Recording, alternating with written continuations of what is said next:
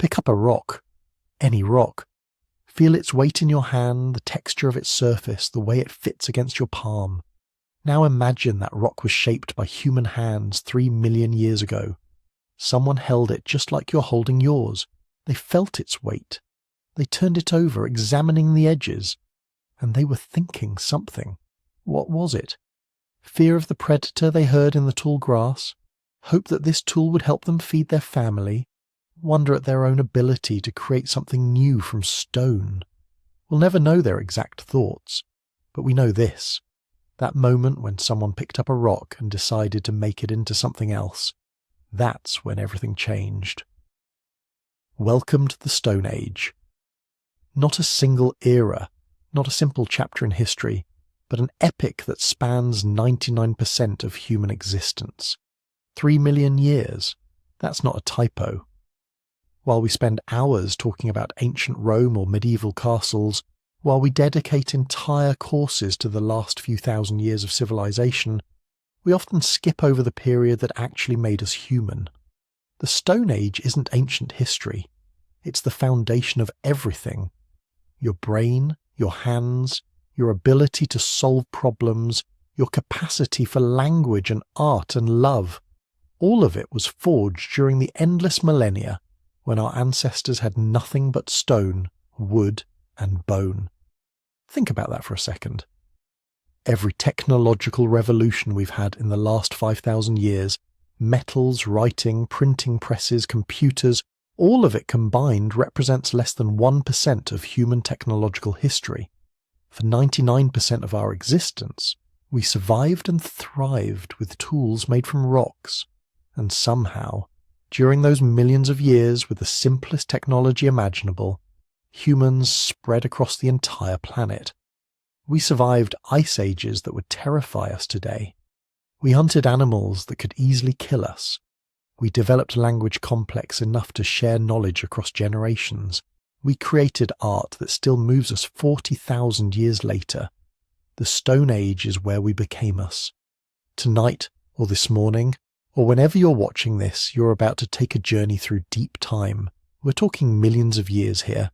We'll start 3.3 million years ago in East Africa, watching the first ape-like hands shape the first stone tools. We'll follow early humans as they learn to control fire, as they leave Africa and spread across Asia and Europe. We'll survive brutal ice ages alongside Neanderthals and meet the mysterious Denisovans in the mountains of Siberia. We'll witness the birth of art, the first cave paintings, the first sculptures, the first hints of spirituality and symbolic thinking. And if you're using this to fall asleep, perfect. That's exactly why I make these. Let your mind drift through millions of years. Let the story carry you from the African savanna to frozen tundra, from the first crude stone choppers to the sophisticated flint blades that would eventually give way to the first metals. Before we go deeper, drop a comment. Tell me where you're watching from and what time it is. I love checking in and seeing Berlin at breakfast, Sydney at midnight, Los Angeles at 3 a.m. All of us connected across time zones, thinking about our ancestors who lived across epochs. There's something beautiful about that. Here's what you need to understand before we begin. The Stone Age isn't just about rocks. It's about survival against odds that would break us today. It's about innovation with the simplest materials. It's about humans, lots of different kinds of humans, sharing this planet and competing and sometimes cooperating. For most of the Stone Age, we weren't alone. Neanderthals lived in Europe. Denisovans roamed Asia. Homo erectus held on in isolated pockets. Tiny humans on Indonesian islands. We were just one human species among many. And here's the wildest part. We almost didn't make it. Around 900,000 years ago, there were only about 1,280 humans left alive on the entire planet. Fewer people than a small town.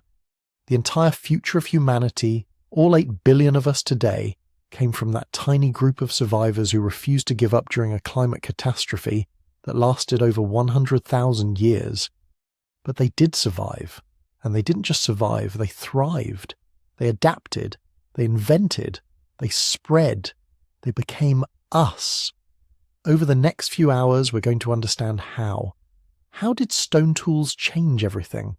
How did fire transform human life? How did our ancestors hunt woolly mammoths and survive winters that lasted years? How did they create art in dark caves by flickering firelight? How did they transition from nomadic hunters to settled farmers? And most importantly, how did 3 million years of living with stone create the modern human mind? By the end of this journey, you'll understand something profound. Those stone-wielding ancestors who huddled around fires in the African night, who painted bison on cave walls in France, who chipped flint points in the Ice Age tundra, they made you possible. Everything you are, everything humanity has become, started with someone picking up a rock and imagining it could be something more. So let's go back, way back, to a world before cities, before farms, before metal, before writing. Back to the dawn of the Paleolithic, back to when apes became toolmakers and the human story truly began. Before we get to those 1,280 survivors who nearly went extinct before the dramatic bottleneck that forged modern humanity, there was something else, something older, something that started so quietly, so unremarkably, that if you'd been there to witness it, you probably wouldn't have thought it mattered at all. 3.3 million years ago, Kenya, the shores of Lake Turkana, some creature, we don't even know what species, picked up a rock, not to throw it, not as a weapon, but to strike it against another rock, deliberately, with intention. And in that moment, everything changed. We found the evidence in 2015. A team of archaeologists working near Lomekwi, Kenya, uncovered stone tools that were older than anything we'd ever discovered. 3.3 million years old. Large, crude stone flakes and cores that showed unmistakable signs of intentional shaping. Someone had sat there, chosen specific rocks, and struck them together in a way that created sharp edges. Here's what makes this discovery so mind-bending. These tools are 700,000 years older than our genus, Homo. They predate the earliest known members of our own evolutionary branch by 750,000 years. We call them the Lomekwi tools, and they tell us something profound and unsettling. Tool use didn't make us human. Something not yet human was already making tools. So who did it? We don't know for certain, but the best candidate is Australopithecus. Maybe Australopithecus afarensis, the same species as Lucy, that famous skeleton found in Ethiopia. Or possibly another Australopithecine species that happened to be living in East Africa at the time. Picture them, not humans, not even close. They stood maybe 4 feet tall, with brains about a third the size of yours. Their faces jutted forward, ape-like. Their arms were still long, adapted for climbing trees. They were more comfortable in the branches than on the ground, but they walked upright. That's the crucial part. And when you walk upright, your hands are free. Free to carry things, free to manipulate objects, free to experiment, and the world was giving them reasons to experiment. Africa, 3.3 million years ago, was in the middle of a transformation that would last millions of years, a transformation that created us. The climate was shifting, not in a steady, predictable way, but in wild oscillations. Periods of heavy rainfall would give way to devastating droughts. The dense forests that had covered much of East Africa were fragmenting, breaking apart into scattered woodland islands separated by expanding grasslands. This was a crisis for tree-dwelling apes. The forests were shrinking. The safe, familiar world of the canopy was disappearing, replaced by open savannas where predators could see you from miles away. Most ape species retreated to whatever forest remained, clinging to the old ways, the old habitats. They eventually went extinct, unable to adapt when their refuges finally disappeared. But a few populations did something different. They stayed at the edges, in the mosaic environments where forest met grassland, and they started experimenting with a new lifestyle. More time on the ground, more time in the open, more interaction with a world that was dangerous but also full of opportunities. The grasslands were expanding, and with them came vast herds of grazing animals, antelopes, ancient horses, early elephants. Where there were grazers, there were predators, big cats, hyenas, wild dogs. And where there were predators making kills, there were leftovers. A lion pride takes down a wildebeest, feeds for hours, and leaves. The carcass still has meat on it, but it's protected by thick hide and guarded by bones that smaller scavengers can't break. Inside those bones is marrow, rich in fats and nutrients. Inside the skull is a brain, calories that most animals can't access, unless you have a tool. That first Australopithecus who picked up a rock and struck it against another wasn't following a divine plan or experiencing a moment of transcendent enlightenment. They were probably hungry. Maybe they'd found a carcass and were frustrated by their inability to get at the good parts. Maybe they'd seen rocks naturally fractured by geological processes and noticed the sharp edges. Maybe it was accident, or curiosity, or desperation. But they made that connection. Sharp stone can cut through hide. Heavy stone can smash open bone. And once that connection was made, it could be repeated, refined, taught. This is the part that matters. Not the first tool, but the second, the third, the 100th. Because each time someone made a tool, they were doing something that required abilities most animals don't have. Memory. You have to remember that sharp stones can cut meat. That might seem obvious now, but it's not. It requires forming an abstract connection between an object and its potential uses. Planning. You have to think ahead. Find a good rock before you need it. Recognize that something you're doing now will be useful later. Learning.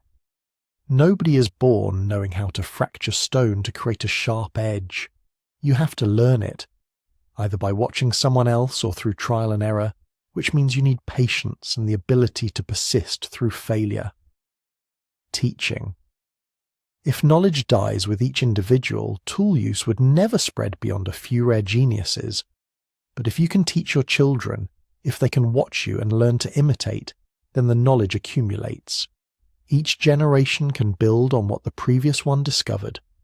The Lomekwi tools were crude, large cores and flakes, heavy and unrefined. But they worked. And for hundreds of thousands of years, this was enough. Then, 2.6 million years ago, something shifted again. The climate was getting even more variable. The grasslands were expanding faster. The old Australopithecine lifestyle of part-time tree dwelling and part-time ground foraging was becoming less viable. You had to choose, trees or ground, forest or savanna. And in that pressure, a new strategy emerged. The Oldowan industry, named after Olduvai Gorge in Tanzania where the first examples were found. These weren't just random rocks smashed together. These were stone tools made according to a technique, a method that could be replicated and improved upon.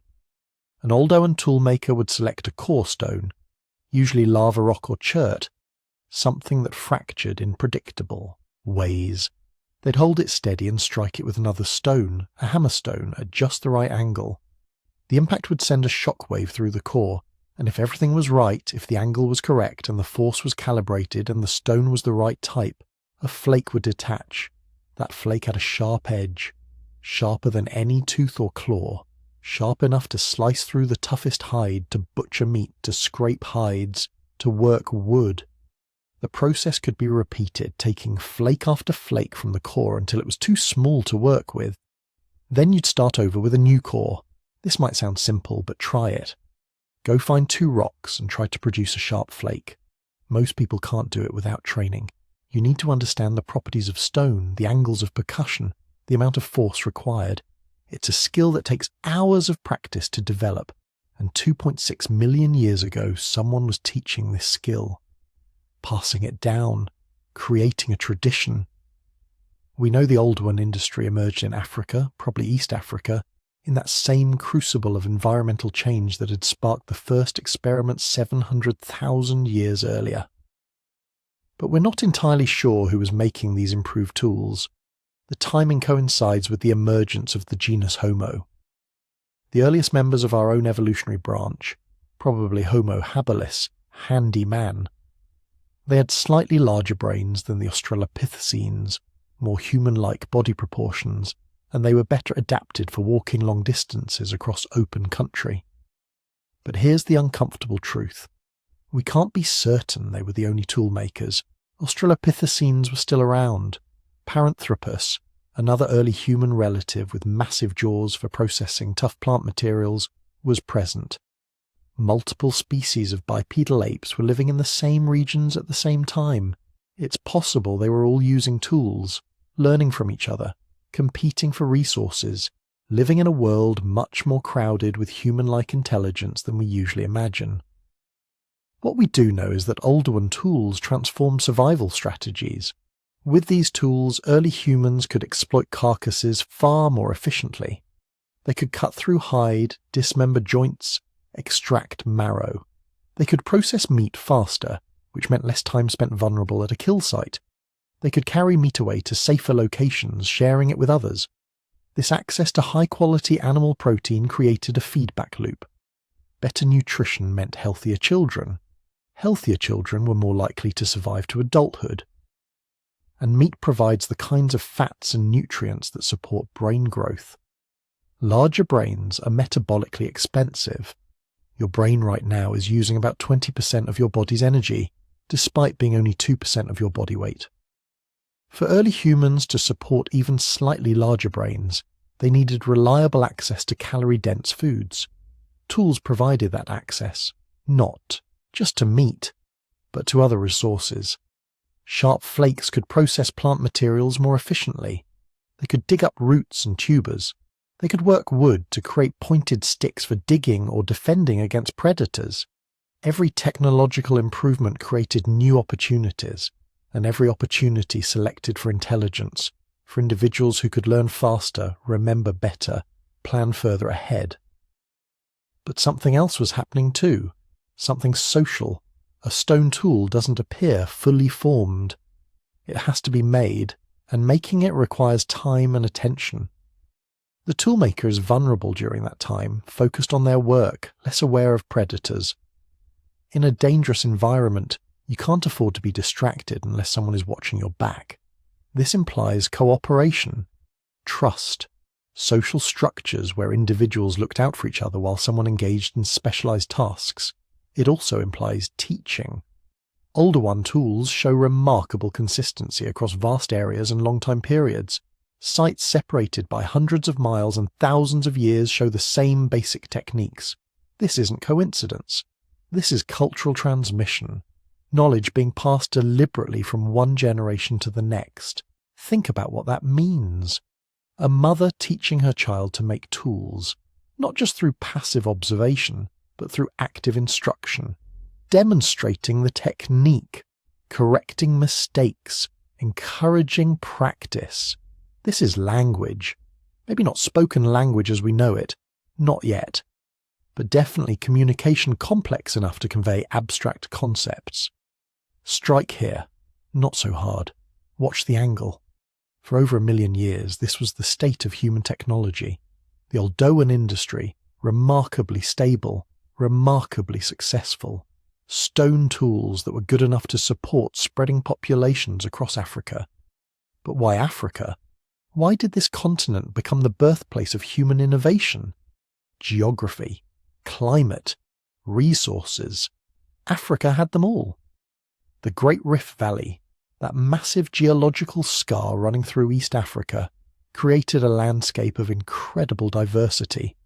Lakes, rivers, mountains, grasslands, forests, all packed into a relatively small area. Early humans could exploit multiple environments without travelling vast distances. The climate variability forced adaptation. Populations couldn't rely on any single resource or strategy. They had to be flexible, innovative, capable of switching tactics when conditions changed. This constant pressure selected for intelligence and behavioural flexibility. And Africa had megafauna, huge animals that provided abundant calories if you could figure out how to access them. Elephants, hippos, various species of antelope. These animals created opportunities for anyone clever enough to exploit them. Other continents had resources too, but they didn't have this combination. The dense mosaic of environments, the climate variability, the abundance of large animals, and the geographical accessibility. Africa was a perfect laboratory for human evolution. But here's the real mystery, the one that haunts every archaeologist and anthropologist who studies this period. When did consciousness emerge? When did shaping stone become shaping thought? An Australopithecus making those crude Lamechwi tools 3.3 million years ago, what was going on in their mind? Were they aware of what they were doing in any meaningful sense? Or were they just following instincts, behaviours that felt right but weren't consciously understood? What about the Oldowan toolmakers a million years later? When they carefully selected a core stone, tested it for quality, worked it with practice skill, were they thinking in a way we'd recognise as thought? Were they imagining the tool they wanted to create before they created it? We don't know. Consciousness doesn't fossilise. We can only infer its presence from behaviour, and behaviour can be deceiving. But somewhere in those 1.3 million years between the Lamechwi tools and the Oldowan industry, something changed. The brain size was increasing. The tools were becoming more sophisticated. The social structures were becoming more complex. And with each generation, with each small improvement in tool-making technique or social cooperation, the selective pressure for intelligence was intensifying. By 2 million years ago, Africa was home to creatures that walked upright, made tools, shared food, and taught their children complex skills. They weren't modern humans. They weren't even the same species that would eventually become modern humans. But they were on the path. They had crossed a threshold that no other species had crossed. They had begun to shape their environment deliberately, to create objects that existed only because they imagined them first. They were no longer just another African ape trying to survive. They were something new, something that would eventually spread across the entire planet, transforming every environment they encountered. They were the first humans, and they were about to do something that would change everything. They were about to leave Africa. Around 2 million years ago, something new walked onto the African savannah. Not just another ape with slightly better tools, not just another evolutionary dead end destined to vanish after a few 100,000 years. This was something different, something that would change the rules of the game entirely. Meet Homo Erectus, the first human that would actually recognise itself as human. Stand one next to you and the differences from earlier hominins would be immediately obvious. They're tall, some individuals reaching nearly 6 feet. Their bodies are lean and long-limbed, built for efficient walking and running across open landscapes. The stooped, ape-like posture of their ancestors is gone. These are creatures designed for endurance, for covering vast distances, for living in ways no primate had ever lived before. But the real difference isn't visible, it's in their heads. Homo erectus had brains averaging 900 cubic centimetres, substantially larger than their predecessors. Not quite modern human size yet, but getting there. More importantly, their brains were organised differently. Enhanced areas for language processing, improved spatial reasoning, better memory. These weren't just slightly smarter apes. These were creatures capable of planning, abstract thinking, complex social coordination. And they proved it with a tool that would become the longest-running design success in human history. The Acheulean hand axe. Pick one up and you're holding something that feels impossibly right in your hand. Teardrop-shaped, carefully flaked on both sides to create a symmetrical cutting edge. It's sharp enough to butcher a carcass, strong enough to dig roots, versatile enough to use for a dozen different tasks. But here's what makes it remarkable. This design remained essentially unchanged for over 1.5 million years. Think about that. Modern humans went from the first powered flight to landing on the moon in 66 years. We went from room-sized computers to smartphones in a single generation. But Homo erectus made the same style of hand axe for 1.5 million years. Generation after generation after generation, passing down the exact same technology. That's not because they were uncreative or cognitively limited. It's because they had achieved something close to perfection. The Achillean hand axe was so effective, so perfectly suited to the needs of early humans, that there was no evolutionary pressure to improve it. When archaeologists find these hand axes, they find them everywhere Homo erectus went. Africa, Europe, Asia. The same design, repeated across 3 continents over more than 1 million years. This is the signature of true culture, of knowledge being transmitted not through genes, but through teaching and learning. But Homo erectus didn't just improve tool technology. They did something no hominin had ever done before. They left Africa. Around 1.9 million years ago, the first Homo erectus populations began moving out of their ancestral homeland. Not in one dramatic exodus, but gradually, following game animals, exploring new territories, pushing boundaries that had confined every previous human species.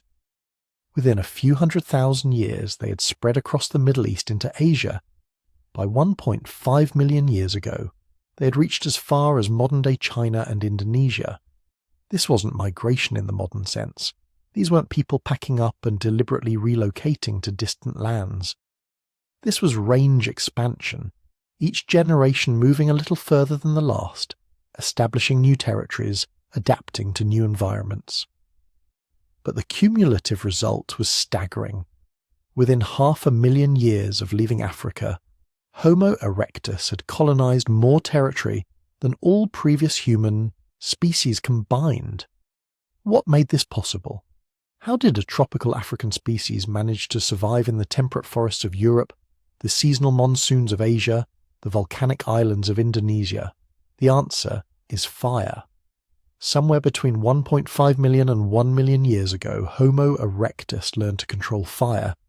Not just opportunistically use it when lightning strikes created natural blazes. Not just carry it from place to place and try to keep it burning, but actually create it, maintain it, use it as a tool. This might be the single most important technological breakthrough in human history.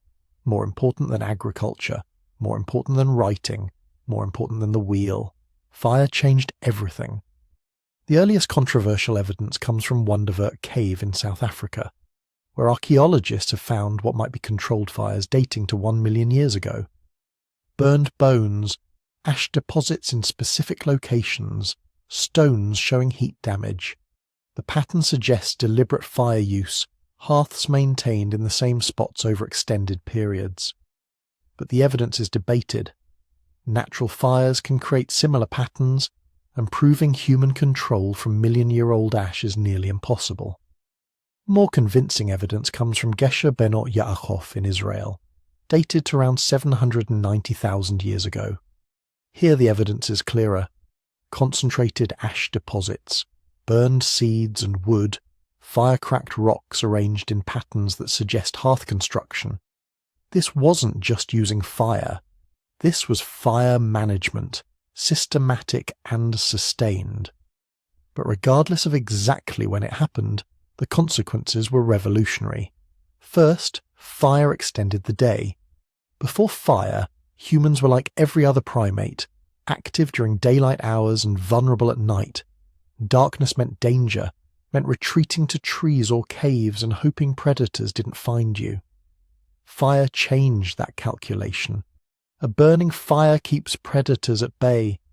Lions, hyenas, leopards, all the nighttime hunters that had terrorized human ancestors for millions of years, they fear fire instinctively. A group of Homo erectus around a campfire could sleep safely through the night, could extend their active hours into darkness, could effectively add several hours of useful time to each day. Second, fire provided warmth. This is what made the expansion into temperate and cold climates possible. A tropical species with no thick fur, no hibernation capability, no natural adaptations to cold could suddenly survive freezing winters. As long as they could maintain fire, they could push into territories no primate had ever occupied. The archaeological record shows exactly this pattern. Homo erectus sites in northern China and Europe appear shortly after the first evidence of controlled fire use. The two developments were connected. Third, fire-enabled cooking, and this might have been the most important consequence of all. Raw food is hard to digest. Your body has to work intensely to break down tough plant fibers and raw meat, extracting whatever nutrients it can. Cooking does much of this work externally. Heat breaks down cellular structures, denatures proteins, makes nutrients more accessible. Cooked food provides more calories for less digestive effort. The implications for brain evolution are profound. Brains are expensive organs. A human brain represents about 2% of body weight, but consumes roughly 20% of the body's energy at rest. Supporting a large brain requires reliable access to high-quality calories. Cooking provided exactly that. With cooked food, Homo erectus could extract more energy from the same amount of food, or get adequate nutrition from less food. Either way, more calories became available to fuel brain growth. Some researchers think this created a positive feedback loop. Bigger brains allowed more sophisticated fire management and cooking techniques. Better cooking provided more calories to support even bigger brains. Over hundreds of thousands of years, this cycle drove the dramatic increase in brain size that characterizes human evolution. But fire provided something else, something less tangible, but equally important. It created a focal point for social life. Picture an evening 800,000 years ago. A group of Homo erectus has made camp in a rock shelter. The sun is setting. One member of the group feeds the fire, adding carefully selected wood to keep it burning through the night. Others are preparing food using hand axes to butcher the remains of an antelope killed that afternoon. Children play at the edge of the firelight, learning through observation how to make tools, how to prepare food, how to maintain the fire that keeps everyone safe. As darkness falls, the group gathers closer to the flames. Someone tells a story, maybe about the hunt, maybe about encounters with a rival group. Others listen, laugh, contribute their own versions. Knowledge is shared, relationships are strengthened. Children learn the accumulated wisdom of their elders. This is culture in action. Fire created a space and time for social interaction that hadn't existed before. It transformed human social organization from small foraging groups that dispersed at nightfall into cohesive communities that could maintain complex social bonds. The archaeological evidence for this social transformation is indirect but compelling. Starting around 1 million years ago, Homo erectus sites show evidence of home bases, specific locations where groups returned repeatedly, maintained fires, processed food, and manufactured tools. These aren't temporary camping spots. They're the first hints of something like home, places where social groups maintained stable presence over extended periods. The sites also show evidence of food sharing on a scale not seen in other primates.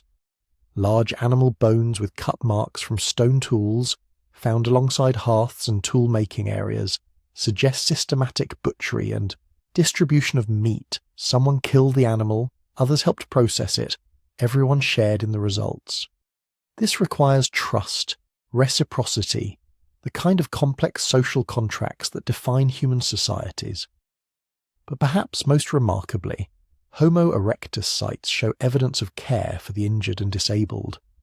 Fossils have been found of individuals who survived injuries that would have been fatal without group support. A Homo erectus from Dmanisi in Georgia shows evidence of having lost all their teeth years before death, meaning they survived for extended periods unable to chew food properly. Someone had to prepare soft food for them. Someone had to care enough to keep them alive when they could no longer contribute to the group's survival. This is empathy. This is the foundation of morality, the recognition that other individuals have value beyond their immediate utility. And it appears first in Homo erectus, not because they were somehow morally superior, but because their social organization and technology finally made such care possible. But as Homo erectus spread across the world, they encountered challenges that tested every adaptation they had developed. Moving into northern climates meant dealing with seasonal extremes unlike anything in Africa. Harsh winters when plant foods disappeared and animals migrated or hibernated. Brief summers of abundance that had to sustain the group through months of scarcity. They adapted. Homo erectus developed seasonal hunting strategies, learning to predict animal migrations, to cache food for winter use, to exploit a wider range of resources than their tropical ancestors. In China, archaeological sites show evidence of sophisticated hunting of large game animals, coordinated group efforts that required planning and communication. In Europe, they pushed the boundaries of human habitation into regions that experienced harsh glacial conditions. Sites in Spain and Italy dating to 800,000 years ago show Homo erectus surviving in landscapes that were frozen for months at a time. They were using caves as shelters, maintaining fires through long winters, hunting the massive herbivores that grazed the glacial grasslands. But here's the mystery that has puzzled paleoanthropologists for decades. Why did Homo erectus last so long? Most species exist for a few 100,000 years, maybe 1 million at most, before either going extinct or evolving into something else. But Homo erectus persisted with remarkably little change for nearly 2 million years. The earliest specimens from Africa and the latest fossils from Asia, separated by 1.5 million years of evolution, are still recognisably the same species. This isn't because evolution stopped. It's because Homo erectus had achieved something extraordinary. They had become generalist survivors, capable of adapting to virtually any terrestrial environment through behaviour and technology rather than biological evolution. When conditions changed, they didn't need to evolve new physical adaptations. They just needed to develop new tools, new hunting strategies, new social organisations. This is the signature of human evolution. We stopped adapting to our environment and started adapting our environment to us. Fire, tools, clothing, shelter, these cultural adaptations could change much faster than biological evolution. When the climate shifted, when resources changed, when new challenges emerged, Homo erectus didn't wait for natural selection to provide solutions over hundreds of thousands of years. They innovated, experimented, shared knowledge. They solved problems culturally within a few generations. This flexibility, this ability to adapt through culture rather than biology, is what allowed them to spread across 3 continents and persist for 2 million years. It's also what set the stage for everything that came after. Because Homo erectus wasn't the end of the story, they were the foundation. The populations that spread across Africa, Europe, and Asia would eventually diverge, encountering different environments, facing different challenges, developing different solutions. Over hundreds of thousands of years, these isolated populations would evolve into new species. Neanderthals in Europe, Denisovans in Asia, and eventually, from an African population of Homo erectus, something entirely new, us. But that transformation was still hundreds of thousands of years away. For now, Homo erectus ruled the world. From tropical Africa to frozen Europe to the volcanic islands of Indonesia, they had proven that humans could survive anywhere. That with the right tools, the right social organisation, and the controlled fire, primates could become masters of their environment rather than its victims. They had discovered the formula for human success, and it would carry their descendants to the ends of the earth. Here's something that should fundamentally change how you think about being human. For most of our species' history, we weren't alone. The planet wasn't just home to Homo sapiens, it was home to multiple human species, all living at the same time, all competing for resources, all developing their own cultures and technologies, all fundamentally, recognisably human. This is hard to wrap your head around if you're used to thinking of humanity as singular. But for hundreds of thousands of years, being human meant being part of a diverse family. A family that included cousins you could meet, trade with, fight with, maybe even fall in love with.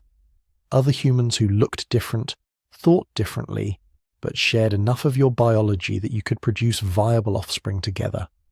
The world between 400,000 and 40,000 years ago was crowded with humanity. And the story of how we went from many human species to just one is one of the most fascinating and disturbing chapters in our entire evolutionary history. Let's start with the species you've probably heard of, the Neanderthals, and let's immediately destroy the biggest myth about them. They weren't stupid. They weren't brutish cavemen too dumb to compete with superior modern humans. That's Victorian-era propaganda that still infects our popular imagination. The truth is so much more interesting and so much more unsettling. Neanderthals were sophisticated humans who thrived in Ice Age Europe and Western Asia for over 300,000 years. That's 6 times longer than modern humans have existed as a distinct species. They weren't some failed evolutionary experiment. They were wildly successful, perfectly adapted to their environment, and in some measurable ways they were actually more impressive than the ancestors of modern humans. Start with their brains. Neanderthal skulls show cranial capacities averaging 1,500 cubic centimeters. Modern human brains average 1,350. Now, brain size isn't everything, but it's not nothing either. Neanderthals had larger visual cortexes, probably because they needed to process information in the dim light of Ice Age winters. They had robust bodies with muscle attachments that suggest strength that would be exceptional even among modern athletes. Their bones show repeated stress injuries, the kind you get from decades of intense physical activity. But forget the physical stats for a moment. Look at what they created. Look at what they did. Neanderthals developed what archaeologists call Mousterian technology, named after the Le Moustier site in France where it was first identified. These weren't crude stone choppers. These were carefully crafted, purpose-built tools created using a technique called level wire preparation. Here's how it worked. A Neanderthal toolmaker would select a suitable piece of flint.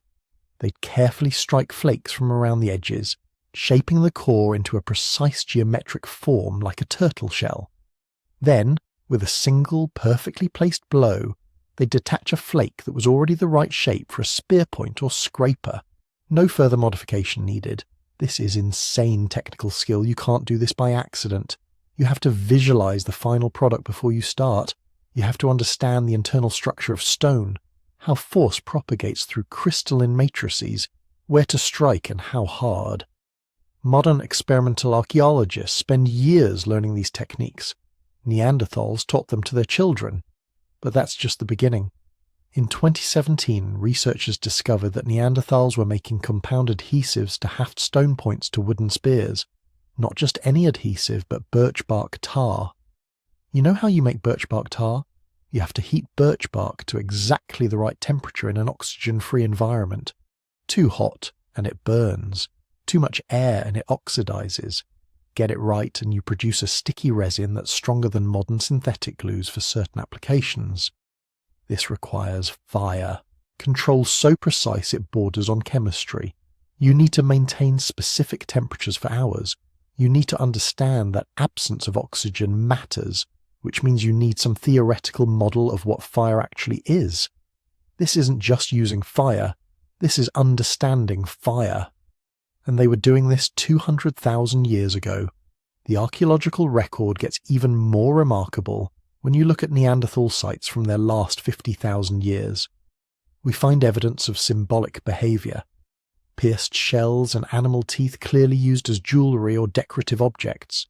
Pigments, ochres, and manganese dioxide, transported over long distances and processed for use as body paint or artistic materials. Cave sites in Spain showing deliberate arrangements of stalagmites in geometric patterns, dated to 175,000 years ago, tens of thousands of years before modern humans arrived in Europe. Most hauntingly, we find their dead. Neanderthals buried their deceased, not always, not in every group, but regularly enough that it can't be coincidence. The La Ferracie site in France contains 7 Neanderthal burials, including 3 children placed in carefully dug graves. The Shanidar cave in Iraq yielded remains of a Neanderthal male buried with what appeared to be flowers, though this interpretation remains controversial. But here's what's not controversial. These burials show deliberate placement, bodies positioned in specific ways.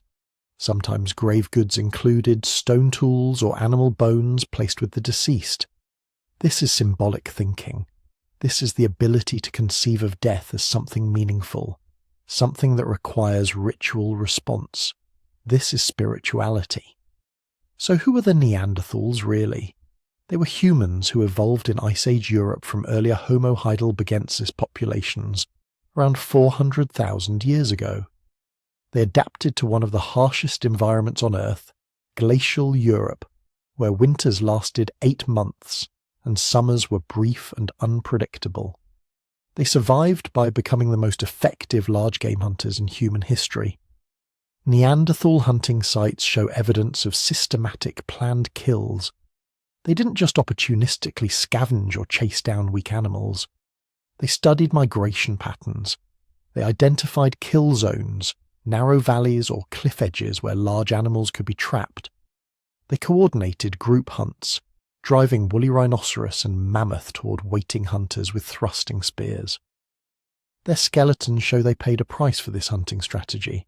Nearly every Neanderthal skeleton shows healed fractures, especially on the upper body and head.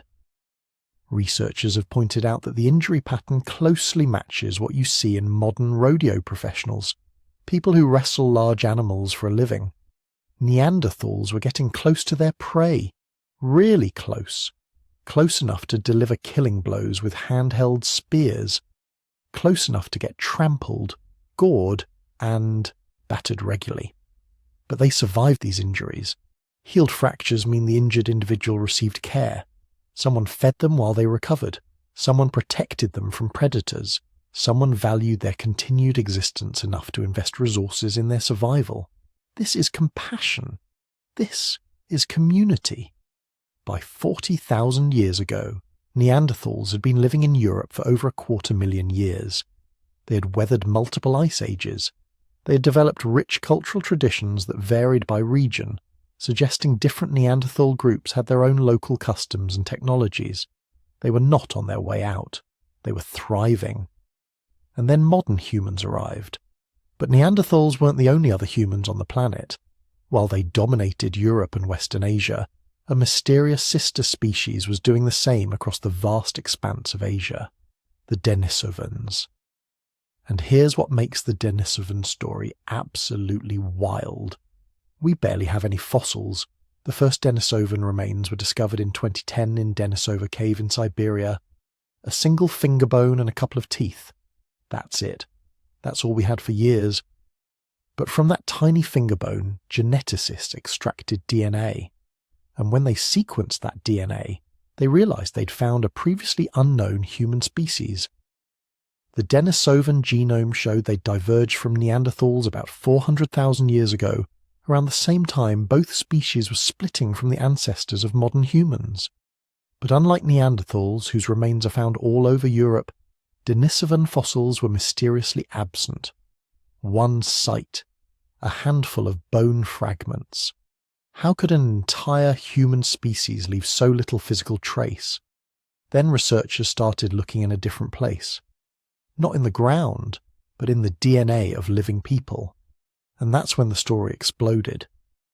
Denisovan DNA shows up in modern human populations across Asia, Melanesia, and Australia. Not just trace amounts, some populations carry up to 5% Denisovan ancestry. This means that Denisovans weren't some isolated group that went extinct in Siberia. They were spread across the largest continent on Earth. Modern Tibetans carry a Denisovan gene variant called EPAS1 that helps them process oxygen in the thin air of the Himalayan plateau. This gene is almost completely absent in lowland populations, but nearly universal above 4,000 meters. The Denisovans who lived in high-altitude regions evolved this adaptation, and when they interbred with the ancestors of modern Tibetans, they passed it on. Today, that ancient Denisovan gene is helping people survive in one of the harshest environments on Earth. Modern Papuans and Aboriginal Australians carry different Denisovan gene variants, ones that seem to help with immune function in tropical environments. This suggests they interbred with a different population of Denisovans, ones adapted to lowland tropical regions rather than high-altitude cold zones. Multiple Denisovan populations, multiple interbreeding events. A species that range from Siberia to Southeast Asia, adapting to radically different environments. And we know all this from a finger bone and DNA analysis. In 2019, researchers identified a Denisovan jawbone from a cave in Tibet, confirming they lived at high altitudes. In 2021, genetic analysis of sediments from various Asian caves showed Denisovan DNA in locations thousands of miles apart. The picture emerging is of a highly successful, geographically widespread human species that was innovative and adaptable enough to thrive across the full range of Asian environments. Some researchers think Denisovans might have been the first humans to develop sophisticated maritime technology. There's evidence they reached islands in Southeast Asia, places like Flores and New Guinea, that would have required crossing significant ocean barriers.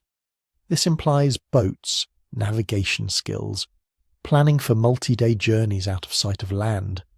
If true, Denisovans were engaging in behaviours we typically associate with modern humans thousands of years before Homo sapiens developed similar capabilities.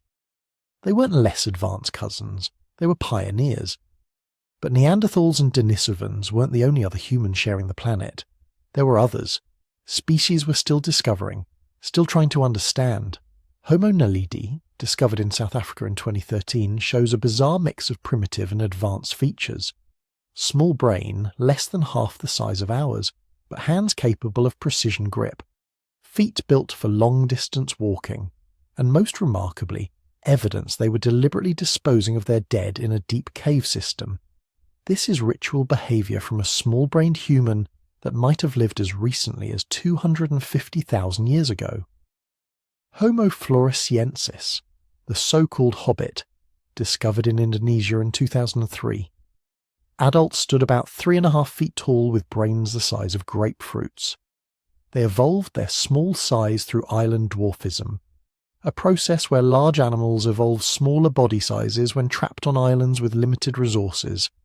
But despite their tiny brains, they made sophisticated stone tools and hunted dwarf elephants. They survived on Flores until at least 50,000 years ago, meaning they overlapped with modern humans in the region. There are others we know even less about.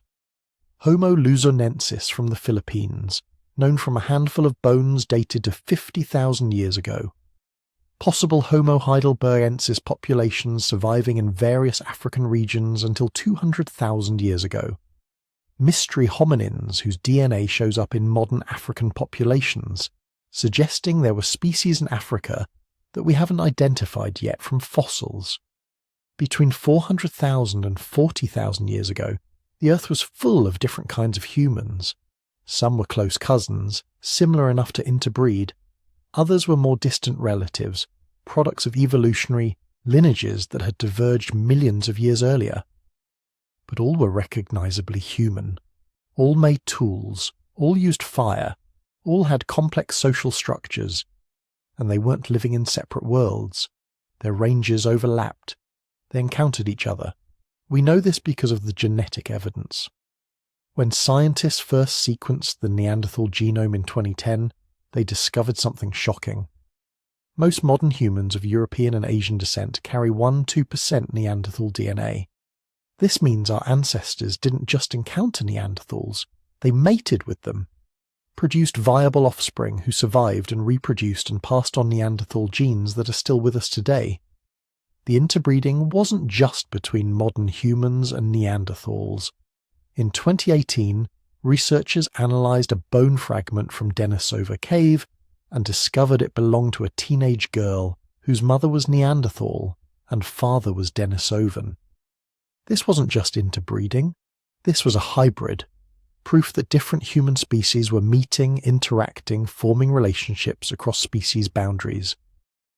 The genetic data shows multiple interbreeding events at different times and places. Modern humans leaving Africa 60,000 years ago met and interbred with Neanderthals in the Middle East. Later waves of modern humans interbred with different Neanderthal populations in Europe. Modern humans moving into Asia encountered multiple Denisovan populations and interbred with them at different times. This wasn't rare. This wasn't exceptional. This was happening regularly enough that most people alive today carry genes from at least one other human species. Think about what this means. When a group of modern humans encountered a group of Neanderthals, what happened? Sometimes they probably fought, competing for the same hunting territories or resources. Sometimes they probably traded, exchanging tools or materials that weren't available in their own regions. Sometimes they formed alliances, temporary partnerships against common threats, and sometimes they fell in love, or at least found each other attractive enough to produce children together. What was it like to be that Neanderthal-Denisovan hybrid girl? She grew up 90,000 years ago in a cave in Siberia. Her mother looked one way, stocky and robust with distinctive Neanderthal features. Her father looked different, carried Denisovan traits we can only guess at. Did she look like her mother or her father? Did she feel like she belonged in her community? Did other children treat her differently because she was mixed? We'll never know the answers to these questions, but the fact that we can ask them, the fact that we have evidence of individual human beings navigating the complexities of identity and belonging 90,000 years ago should fundamentally change how we think about our past. These weren't savages. These weren't proto-humans waiting to be replaced by something better. These were people with families and communities and individual life stories. People who faced the same basic challenges we face, figuring out who they were and where they belonged. And then, between 40,000 and 30,000 years ago, most of them disappeared. The Neanderthals went extinct, the Denisovans vanished, Homo floresiensis disappeared from their island refuges. Homo naledi, if they'd survived that long, were gone. One by one, all the other human species died out, until only one remained. Us, Homo sapiens, the last human standing. What happened? Why did we survive when all our cousins went extinct? The honest answer is we don't fully know. Climate change played a role. The world was getting colder and more unpredictable.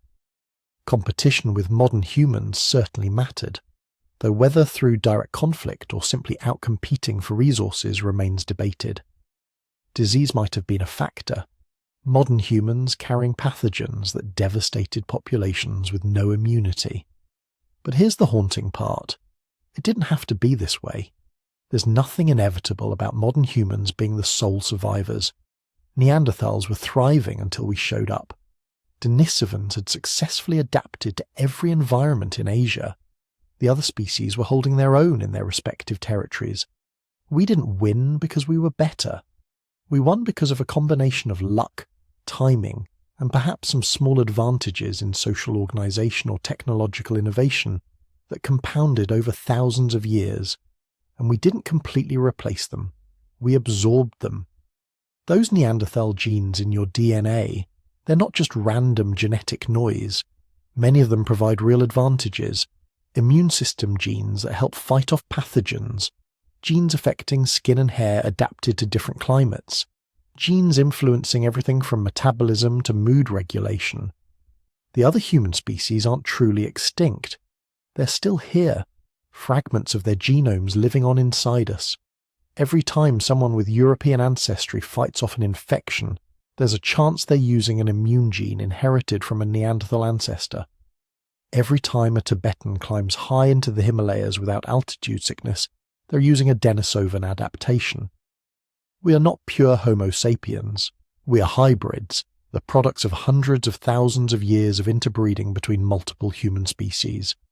We are the species that remain distinct enough to keep our identity, but flexible enough to adopt useful genes from our cousins when we met them. And that's what makes this period of human history so crucial to understand. For most of our time on this planet, humanity was diverse, multiple species, multiple ways of being human. The fact that we now exist as a single species is a recent and unusual development. For 360,000 of the 400,000 years covered in this section, Being human meant being part of a family with many branches. Now there's only one branch left, and whether that's a triumph or a tragedy depends on how you look at it. But what's undeniable is this: we lost something when the last Neanderthal died, when the last Denisovan closed their eyes for the final time. We lost the chance to learn from them, to understand different ways of being human. We lost the richness that comes from diversity. But we also gained something. We gained their genes, their innovations, their hard-won adaptations to environments we'd never encountered. We became a fusion species, carrying within us the survival wisdom of multiple human lineages, and we were about to need every bit of that wisdom. Because the world was getting colder, the ice was advancing, and the real test of human survival was just beginning. You need to understand something about the world your ancestors inhabited. It wasn't stable, it wasn't predictable, and it absolutely wasn't friendly. For the past 2.6 million years, Earth had been locked in what geologists call the Pleistocene, a geological epoch defined by one simple, terrifying reality: ice. Massive continental glaciers advancing and retreating like cosmic breathing. Except each breath lasted tens of thousands of years, and every exhale could kill you. The climate didn't just change, it swung wildly between extremes that would devastate modern civilization. 1 millennium you're living in grasslands teeming with game. 10,000 years later, those same grasslands are buried under ice sheets 2 miles thick. Then, just when your descendants have adapted to the frozen wasteland, the ice retreats and floods reshape entire continents. This happened over and over again, at least 17 major glacial cycles during the Pleistocene, each one transforming the world so completely that survival strategies that worked for your great-grandparents might be completely useless by the time you had children of your own. During glacial maximums, ice covered a third of Earth's land surface. Sea levels dropped by 400 feet as water got locked up in continental ice sheets. Entire regions that are now underwater, the Bering Land Bridge, the Sunda Shelf connecting Southeast Asian islands, the North Sea, these became dry land, creating migration routes and new territories to exploit. But here's what made it truly brutal. It wasn't just colder. The glacial cycles sucked moisture out of the atmosphere. Deserts expanded. Rainfall became unpredictable. The reliable water sources that sustained life during interglacial periods would simply disappear, forcing populations to migrate or die. Your ancestors survived this, not once, not twice, but through 17 complete cycles of environmental catastrophe. How? They became the most adaptable predators Earth had ever produced. Let's talk about what they were hunting. Because the Pleistocene wasn't just an ice age. It was the age of giants. Woolly mammoths stood 14 feet tall at the shoulder, weighed 10 tons, and were covered in fur that could be 3 feet long. Their tusks curved 16 feet in massive spirals, capable of smashing through ice to reach frozen vegetation or defending against the only predator stupid enough to hunt them: humans. Picture the first time your ancestors decided to take one down. You're 5.5 feet tall, weigh maybe 130 pounds soaking wet, and your best weapon is a sharpened stick with a stone point. You're proposing to kill something that weighs 150 times more than you, has natural armour in the form of thick hide and fur, and can trample you into paste with casual indifference. This isn't hunting. This is organised suicide with a meal at the end if you're incredibly lucky, but they figured it out. Archaeological sites across Europe and Asia preserve the evidence. Mammoth kill sites showing systematic butchery. Bone beds where entire herds were driven over cliffs or into bogs where they couldn't escape. Tool marks on ribs and vertebrae revealing exactly where hunters cut to access the richest meat and fat.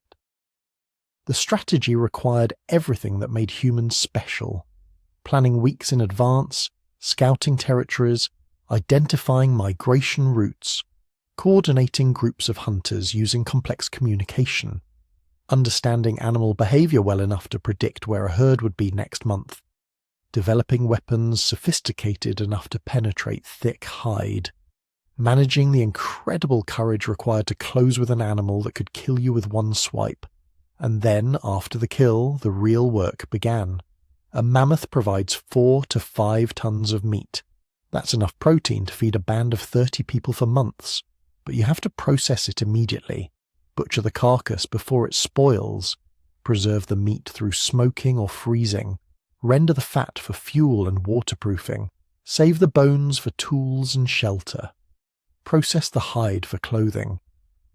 Mammoth hunting wasn't just about bravery, it was industrial-scale resource processing. A successful kill could sustain a community through an entire winter. But it required dozens of people working in perfect coordination, drawing on generations of accumulated knowledge about anatomy, preservation techniques and resource management. And mammoths were just the beginning. Woolly rhinoceros, massive armoured beasts with horns that could gore a human in half. Cave bears that stood 12 feet tall and weighed a ton, competing with humans for the best shelter sites. Giant elk, with antlers spanning 12 feet.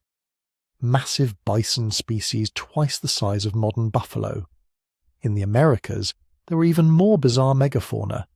Giant ground sloths the size of elephants. Glyptodonts, basically Volkswagen-sized armadillos. Saber-toothed cats that could open their jaws 120 degrees to drive their massive fangs through thick hide. Short-faced bears that ran like wolves and stood 6 feet tall at the shoulder. Your ancestors hunted all of them, sometimes successfully, sometimes not. The archaeological record preserves both triumphs and disasters. Mammoth kill sites showing sophisticated butchery, human skeletons with injuries from cave bear attacks, tool caches hidden in rock shelters, waiting for hunters who never returned. But here's what's remarkable. They didn't just hunt. They observed. They learned. They adapted their strategies to each species. Over thousands of generations, humans accumulated an encyclopedia of knowledge about animal behavior, anatomy, seasonal patterns, and optimal hunting techniques. This knowledge was survival. The difference between feeding your children and watching them starve. And it had to be passed down perfectly from generation to generation because there were no second chances. Forget the migration route of the reindeer herds and your entire band might die. Misidentify which mushrooms were safe to eat and you'd be dead before sunset, which brings us to shelter, because killing a mammoth is one thing, surviving the night is another. In regions with natural caves, the choice was obvious. Caves provided protection from weather, predators, and the worst of the winter cold. But they came with problems.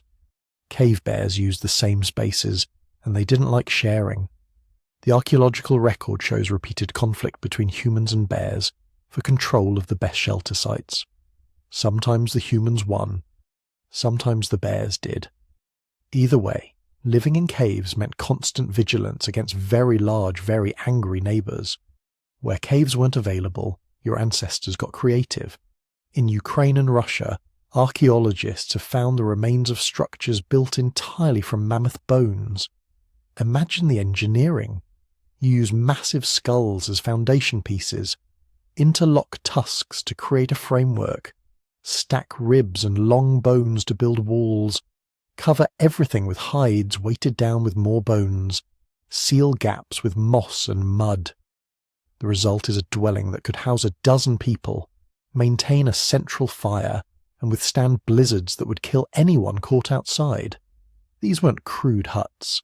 They were sophisticated structures requiring weeks of labour and deep understanding of engineering principles. The oldest of these mammoth bone dwellings dates to 25,000 years ago. But the design principles using the bones of your prey as building materials probably goes back much further. It's the ultimate recycling. The animal that feeds you also shelters you through the winter that would otherwise kill you. In more temperate regions, humans built different structures. Lean-tos of branches and hides, pit houses dug partially underground for insulation, seasonal hunting camps designed to be abandoned and rebuilt as groups followed animal migrations. The archaeological evidence shows something profound. By at least 400,000 years ago, humans weren't just finding shelter, they were creating home bases, places they returned to year after year, sites where multiple generations left their mark. This represents a fundamental shift in human behaviour, from nomads who wandered constantly to people who had territories, seasonal rounds, places that mattered. But shelter alone wasn't enough. You also needed clothing.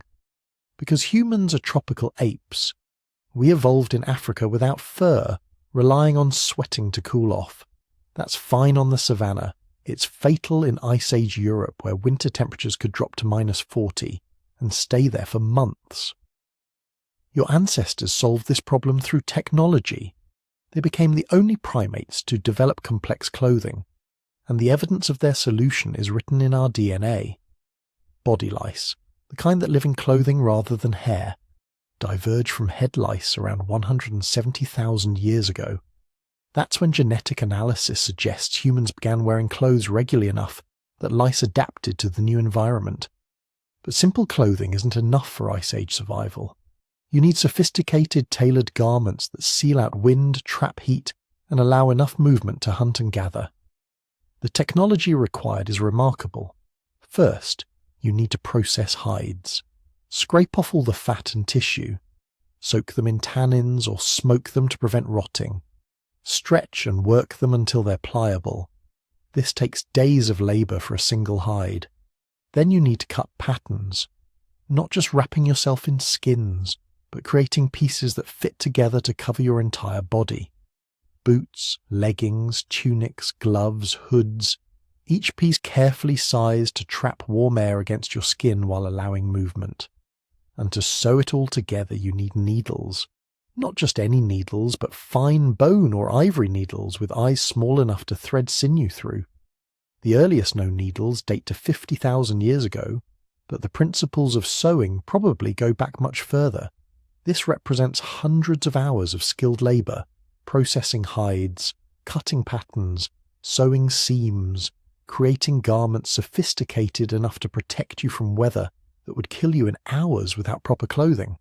And you have to do this while also hunting, gathering, maintaining shelter, making tools, caring for children, and performing all the other tasks required for survival. The labour investment in just staying alive was enormous. Which brings us to the rhythm of daily life. Because survival wasn't just about occasional mammoth hunts and building shelters. It was about the constant grinding work of staying fed in an environment that was trying to kill you. Your ancestors weren't just hunters. That's a myth perpetuated by archaeological evidence that preserves bones, but not plant remains. In reality, most calories probably came from gathering. Plants, nuts, berries, roots, mushrooms, bird eggs, shellfish, insects, whatever was edible and available. The work was divided, though not as strictly as anthropologists once thought. Women did most of the gathering but also hunted small game. Men did most of the large game hunting but also gathered plant foods. Children contributed what they could, learning skills that would keep them alive as adults. Elderly people who could no longer hunt or gather long distances provided childcare and passed down the accumulated knowledge that meant survival. The pattern was seasonal. Spring meant following migrating herds to their calving grounds, easy prey in the form of young animals. Summer brought abundant plant foods, time to process and store what you could. Fall required intensive gathering and hunting to build up food stores for winter. Winter was survival mode, living off stored resources and whatever you could find or hunt in the frozen landscape. This required sophisticated planning. You had to know not just where resources were now, but where they would be 3 months from now. Which valleys held snow longer, which groves would have nuts first, where fish spawned. When the herds moved through, humans became walking encyclopedias of landscape knowledge. A skilled hunter could read tracks, scat and browse patterns to predict animal movements days in advance. An experienced gatherer could identify hundreds of plant species by sight, knowing which were edible, which were medicinal, which would kill you if you weren't careful. This knowledge was literally life and death, and it had to be taught, passed down through generations with perfect accuracy. This is probably when storytelling became central to human culture. Not just entertainment, but education. Stories about the winter the old shelters collapsed. Tales of the poisonous berries that looked like the edible ones. Legends of successful hunts and failed ones, each carrying lessons that might save lives decades later. But even with all this knowledge and skill, life was precarious beyond modern comprehension. Infant mortality was probably 40 to 50%. Half of all children died before age 5 from disease, accidents, starvation, or predation. Those who survived to adolescence faced constant dangers, hunting accidents, infections from simple cuts, childbirth complications, exposure, violence. The average lifespan was maybe 30 years. Not because humans were physically incapable of living longer. Skeletons show some individuals survived well into their 50s and 60s, but because most people died young from causes that would be trivial today. A broken bone that got infected, a difficult childbirth, a bad winter when food stores ran out. Yet the archaeological record also shows something beautiful, evidence of care. A Neanderthal skeleton from Iraq shows a man who survived for years after an injury that should have killed him. He lost the use of one arm, was partially blind, and needed constant assistance. But his group kept him alive, fed him, protected him, valued him enough to invest resources in his survival, even though he couldn't contribute much to hunting or gathering. Other skeletons show healed fractures, evidence of nursing through injuries, dental abscesses that were somehow treated, elderly individuals who survived long past their productive years. Your ancestors weren't just surviving, they were caring for each other, developing the social bonds and ethical frameworks that would eventually become the foundation of civilization. They were also beginning to understand medicine, not in any scientific sense, but through observation and experimentation passed down through generations. Which plants reduced fever, which bark could be chewed for pain, how to set broken bones and immobilize them while they healed, how to lance infections and pack wounds with materials that reduced inflammation. We know they had this knowledge because they survived injuries that would kill you without treatment. And because traces of medicinal plants show up in Neanderthal tooth calculus, preserved for 50,000 years, evidence that they were deliberately using plants that had no nutritional value but were known pain relievers and antibiotics. This was the Stone Age, not a primitive existence of brutish savages barely clinging to life, but a sophisticated adaptation to the harshest environments Earth had to offer. Your ancestors faced ice ages, megafauna, climate catastrophes, and daily threats that would kill most modern humans in days. And they not only survived, they thrived. They spread across continents. They developed technologies. They built communities. They cared for their sick and elderly. They created art and ritual and meaning in a world that offered mostly hardship and death. They did this for millions of years, hundreds of thousands of generations, each one passing down the knowledge, skills, and sheer stubbornness required to see another sunrise in a world that was constantly trying to end their existence.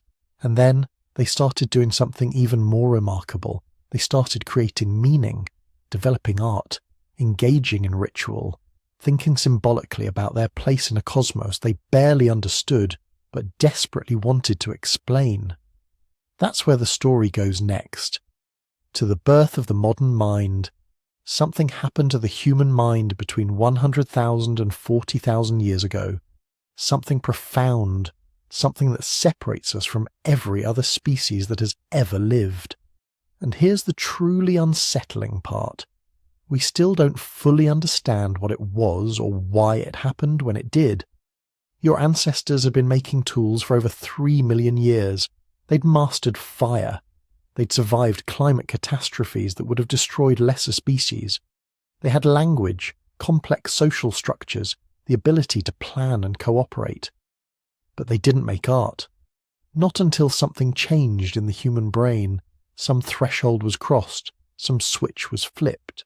And when it finally happened, it exploded across the world like nothing evolution had ever produced before. The first whispers of this transformation show up in Africa around 100,000 years ago. But the real signature, the undeniable proof that humans had become something new, appears in a cave on the southern coast of Africa called Blombos Cave.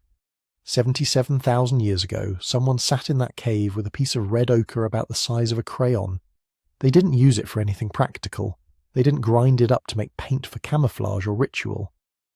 They took a sharp stone and carefully engraved a geometric pattern onto its surface, cross-hatched lines forming a repeating design, abstract, intentional, meaningless except as a symbol. Think about what that requires. You have to conceive of something that doesn't exist in nature. You have to hold that mental image stable while your hands create it. You have to believe that making this pattern matters, that it means something, even if only to you. This is symbolic thinking, the ability to let one thing represent another thing, the foundation of all art, all mathematics, all written language, all religion, everything that makes human consciousness unique. And someone was doing it 77,000 years ago in South Africa. But that was just the beginning. The archaeological record shows these early experiments with symbolism spreading slowly at first. Shell beads drilled with tiny holes for stringing appear at multiple sites across Africa between 75,000 and 100,000 years ago. Not just random shells, specific species selected for their colour and shape, brought from the coast to inland sites dozens of miles away, carefully perforated using tools that left characteristic wear patterns. These weren't utility items. You can't eat a shell necklace. It won't keep you warm or help you hunt. But it does something else, something equally important for humans. It marks you as part of a group. It signals your status. It makes a statement about who you are and where you belong. For the first time in evolutionary history, individual identity was becoming something that could be crafted, displayed, negotiated through material culture. Then around 50,000 years ago, everything accelerates. It's like humans discovered the instruction manual for their own consciousness. The archaeological record goes from scattered hints of symbolic behaviour to an absolute explosion of creativity. This is what researchers call the Upper Paleolithic Revolution. Though revolution might be too mild a word. It was more like a cognitive supernova. In Europe, modern humans who had recently arrived from Africa started doing something unprecedented. They went deep into caves, far beyond the entrance zones where anyone would actually live, into chambers that required crawling through tight passages and navigating complete darkness. And there, by the flickering light of animal fat lamps, they created the first great art galleries in human history. Chauvet Cave in southern France contains paintings that are 36,000 years old, not crude stick figures or simple handprints, sophisticated naturalistic depictions of animals rendered with shading, perspective, and an understanding of motion that wouldn't be surpassed until the Renaissance, cave lions stalking across limestone walls, herds of horses flowing around natural rock formations, woolly rhinoceros captured mid-charge with such accuracy you can identify the species from the paintings alone. The artist who created these works understood anatomy. They understood how light creates volume. They knew how to use the natural contours of the cave wall to give their subjects three-dimensional form.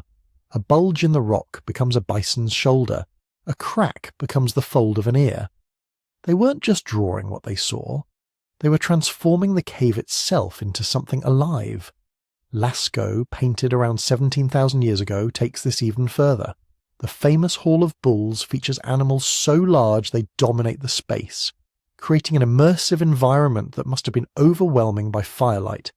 4 massive aurochs, extinct wild cattle with 6-foot horn spans thunder across the ceiling. Around them, horses, deer, and mysterious geometric symbols whose meaning remains completely unknown. And Altamira in Spain, with its ceiling of bison painted 14,000 years ago, shows artists at the absolute peak of their abilities. The bison are depicted in various poses, standing, lying down, running, looking back over their shoulders. The red ochre gives them warmth. The black charcoal provides depth and definition. They're beautiful, powerful, alive in a way that transcends mere representation. But here's the question that keeps archaeologists awake at night. Why? Why did humans spend enormous effort creating art in places where they didn't live? Places that were difficult and dangerous to access? What were they trying to do? The obvious answer is hunting magic. Paint the animal, control the animal, create its image, and you create power over it. Some of the paintings show spears or wounds, supporting this interpretation. If your survival depends on successfully hunting massive, dangerous animals with Stone Age technology, maybe creating their image helps you prepare, gives you confidence, increases your chances through some supernatural mechanism your culture believes in. But that doesn't explain everything. Many of the animals painted weren't commonly hunted. Cave lions and rhinoceros were apex predators that humans avoided, not prey they pursued. And some caves show layers of painting spanning thousands of years, suggesting they were pilgrimage sites, places of ongoing ritual importance. These weren't just hunting preparation. They were something deeper. Some researchers think the deep caves were places for shamanic journeys. The sensory deprivation, the flickering lights, the difficulty of access all create altered states of consciousness. Add in possible use of psychoactive plants, rhythmic drumming, and days of fasting, and you have the perfect environment for mystical experiences. The paintings might be records of visions, attempts to capture encounters with the spirit world. Others suggest they were teaching tools. Young hunters taken deep into the earth to learn about the animals they'd need to know. The naturalistic detail, the focus on anatomy and behavior supports this. These could be the world's first textbooks, sacred knowledge preserved in stone, or maybe they were stories. Narratives about ancestors, about great hunts, about the relationship between humans and animals. Some cave painting sequences show what might be movement, sequential images that could represent events unfolding over time. The first movies projected onto stone screens by firelight. The truth is, we don't know, and that uncertainty is humbling. These artists were anatomically identical to us, had brains just like ours, were capable of everything we're capable of, but their motivations, their beliefs, the meaning they found in their art, all of that is lost. We can see what they made, we just can't fully understand why. What we do know is that the impulse to create wasn't limited to painting. All across Europe, Asia, and Africa, humans were developing new forms of symbolic expression. Personal ornamentation exploded in diversity and complexity. Shell beads were joined by carved bone pendants, ivory bracelets, fox-tooth necklaces. Some bodies were buried wearing elaborate regalia, hundreds or thousands of beads carefully sewn onto clothing that has long since rotted away. This tells us something crucial about the human mind. We weren't just aware of ourselves as individuals anymore. We were aware of how others perceived us. We cared about status, about beauty, about leaving a lasting impression. Identity had become something that could be constructed, performed, displayed through material culture. And we were thinking about death, not just as something that happened, but as something meaningful, something that required ritual and ceremony. Neanderthals were doing this too. Around 70,000 years ago in Shanidar Cave in Iraq, a Neanderthal man was buried in a depression carved into the cave floor. Soil analysis found unusually high concentrations of flower pollen around the body, arranged in a way that suggests someone had placed flowering plants on or around the grave. Yarrow, cornflowers, hollyhocks. Some of these plants had medicinal properties. All of them bloomed in spring and summer. Someone had gathered them and placed them with the dead. Whether this was religious belief, respect for the deceased, or simple affection for a lost family member, we can't say. But it shows that Neanderthals, like modern humans, had crossed the threshold into symbolic thinking. They understood death as something more than just the cessation of life. They believed it mattered enough to mark it with ceremony. Modern human burials from the same period show even more elaborate practices. The Red Lady of Paviland, buried 33,000 years ago in Wales, was actually a young man covered head to toe in red ochre and buried with ivory rods, bracelets, and perforated seashells. The ochre alone would have taken hours to apply, and the grave goods represented significant wealth. This wasn't just disposal of a body, this was a statement about who this person had been, what they had meant to their community. And then there's music. Around 40,000 years ago, in what is now Germany, someone carved a flute from the wing bone of a griffon vulture. It has 5 finger holes carefully positioned to create a specific scale. When researchers made a replica and tested it, the flute produced clear, resonant notes. Melodies that humans hadn't heard in 40,000 years suddenly filled the air again. Imagine being the person who made that flute. You had to understand that hollow bones could produce sound. You had to figure out where to place the holes to create the notes you wanted. You had to have a concept of music as something worth creating, worth the hours of careful work needed to craft an instrument. And then you played it. Maybe alone, maybe for others. Melodies carried on Ice Age winds, the first deliberate music in human history. Other flutes have been found, made from mammoth ivory and bird bones. Some have more holes, suggesting more complex scales. By 30,000 years ago, humans across Europe were making music. Probably singing too, though voices leave no fossils. The capacity for music might be much older. Evolution of our vocal apparatus and auditory processing suggests we've been capable of complex sound production for hundreds of thousands of years. But instruments, deliberate creation of music through crafted tools, that's new. That's part of the modern mind. All of this raises a question that philosophers and neuroscientists still argue about. When did humans become truly conscious? When did we develop what psychologists call theory of mind, the understanding that other people have internal mental states just like we do? When did we start thinking about thinking, become aware of our own awareness? The archaeological record suggests it wasn't a single moment, but a gradual emergence. The abstract engravings at Blombus show someone was thinking symbolically 77,000 years ago. The cave paintings demonstrate theory of mind. The artists were creating images they knew would affect viewers, were trying to communicate something to people who might see their work thousands of years later. The burial practices prove awareness of death as a meaningful transition, not just an ending. The music shows aesthetic sense, the ability to create and appreciate beauty for its own sake. Somewhere in this timeline, humans became the only species that knows it's going to die. We developed the ability to imagine our own future non-existence. This is simultaneously the most terrifying and most liberating aspect of human consciousness.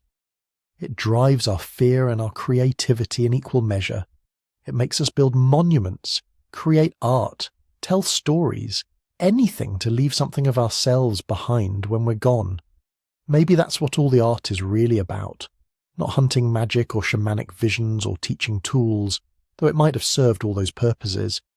Maybe it's about the simple, overwhelming need to say, I was here, I existed, I mattered.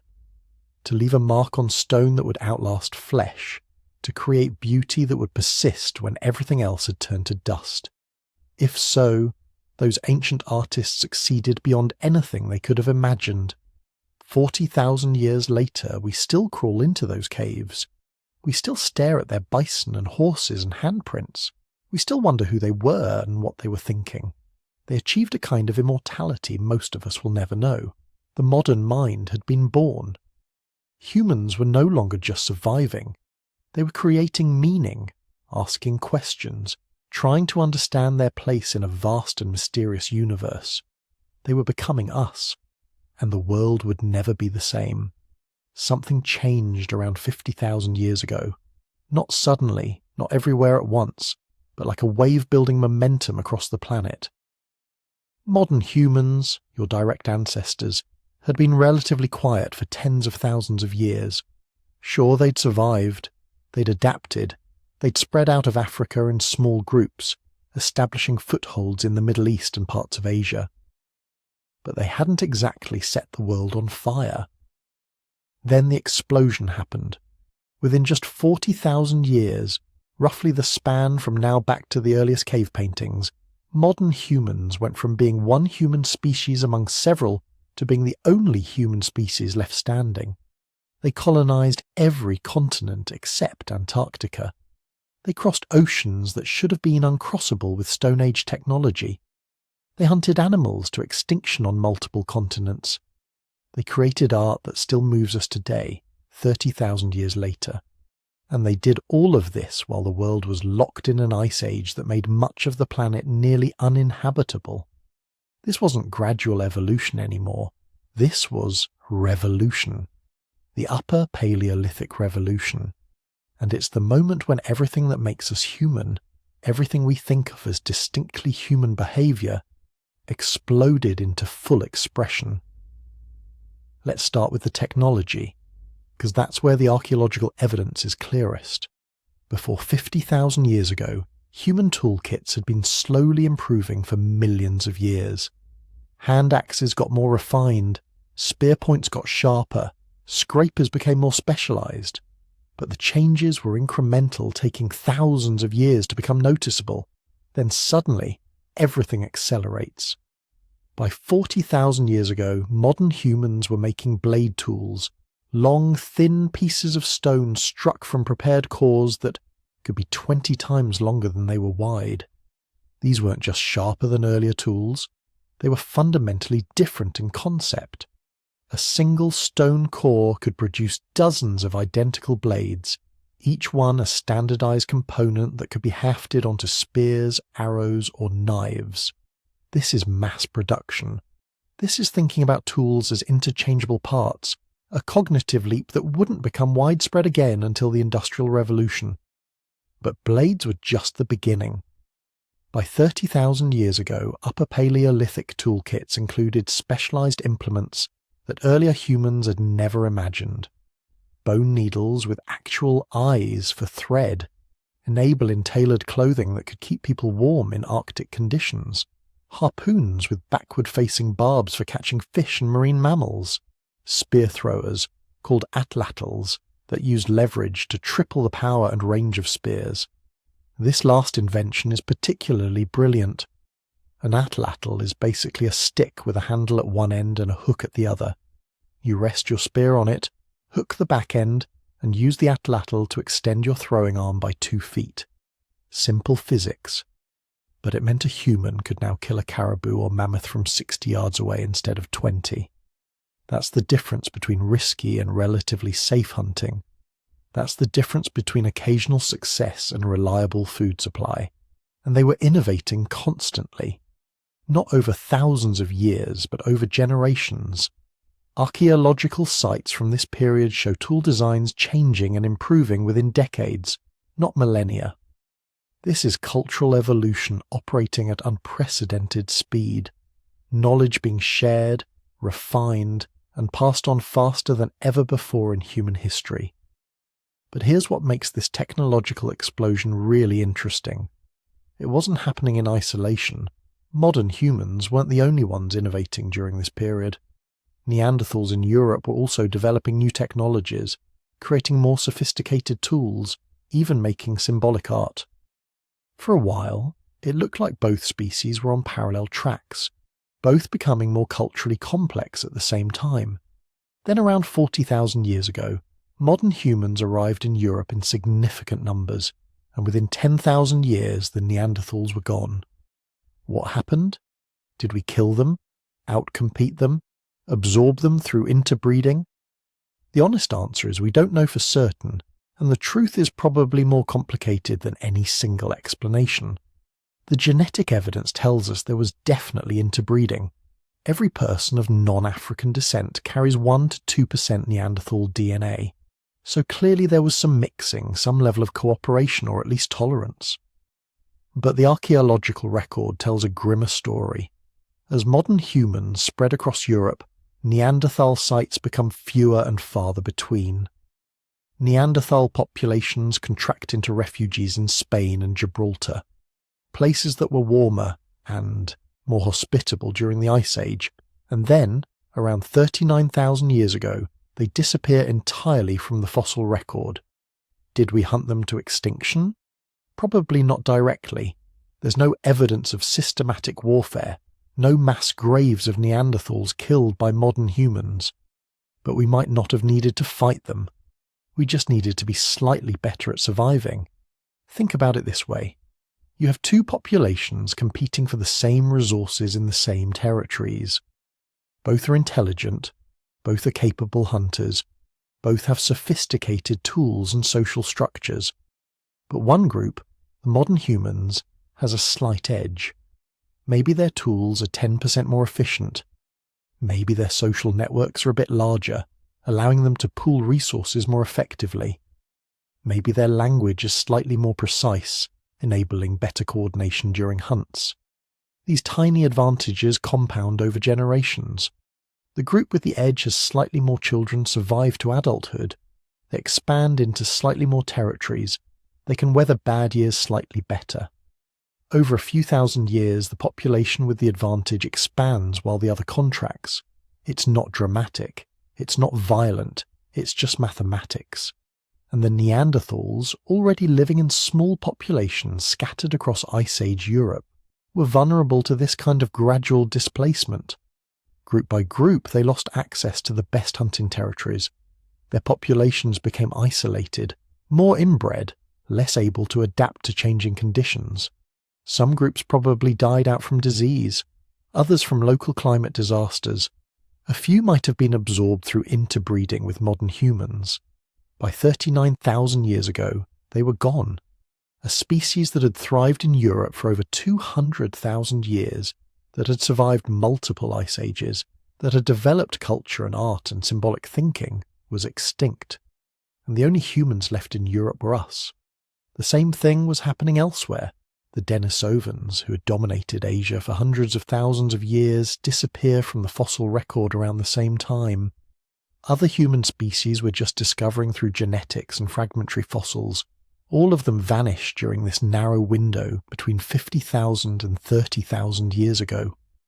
Within 20,000 years, a blink in evolutionary time, the human family tree went from multiple branches to a single twig.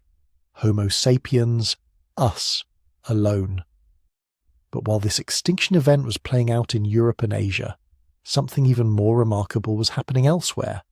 Modern humans were pushing into territories that no human species had ever reached, and they were doing it using technologies that seem impossible given the resources they had available.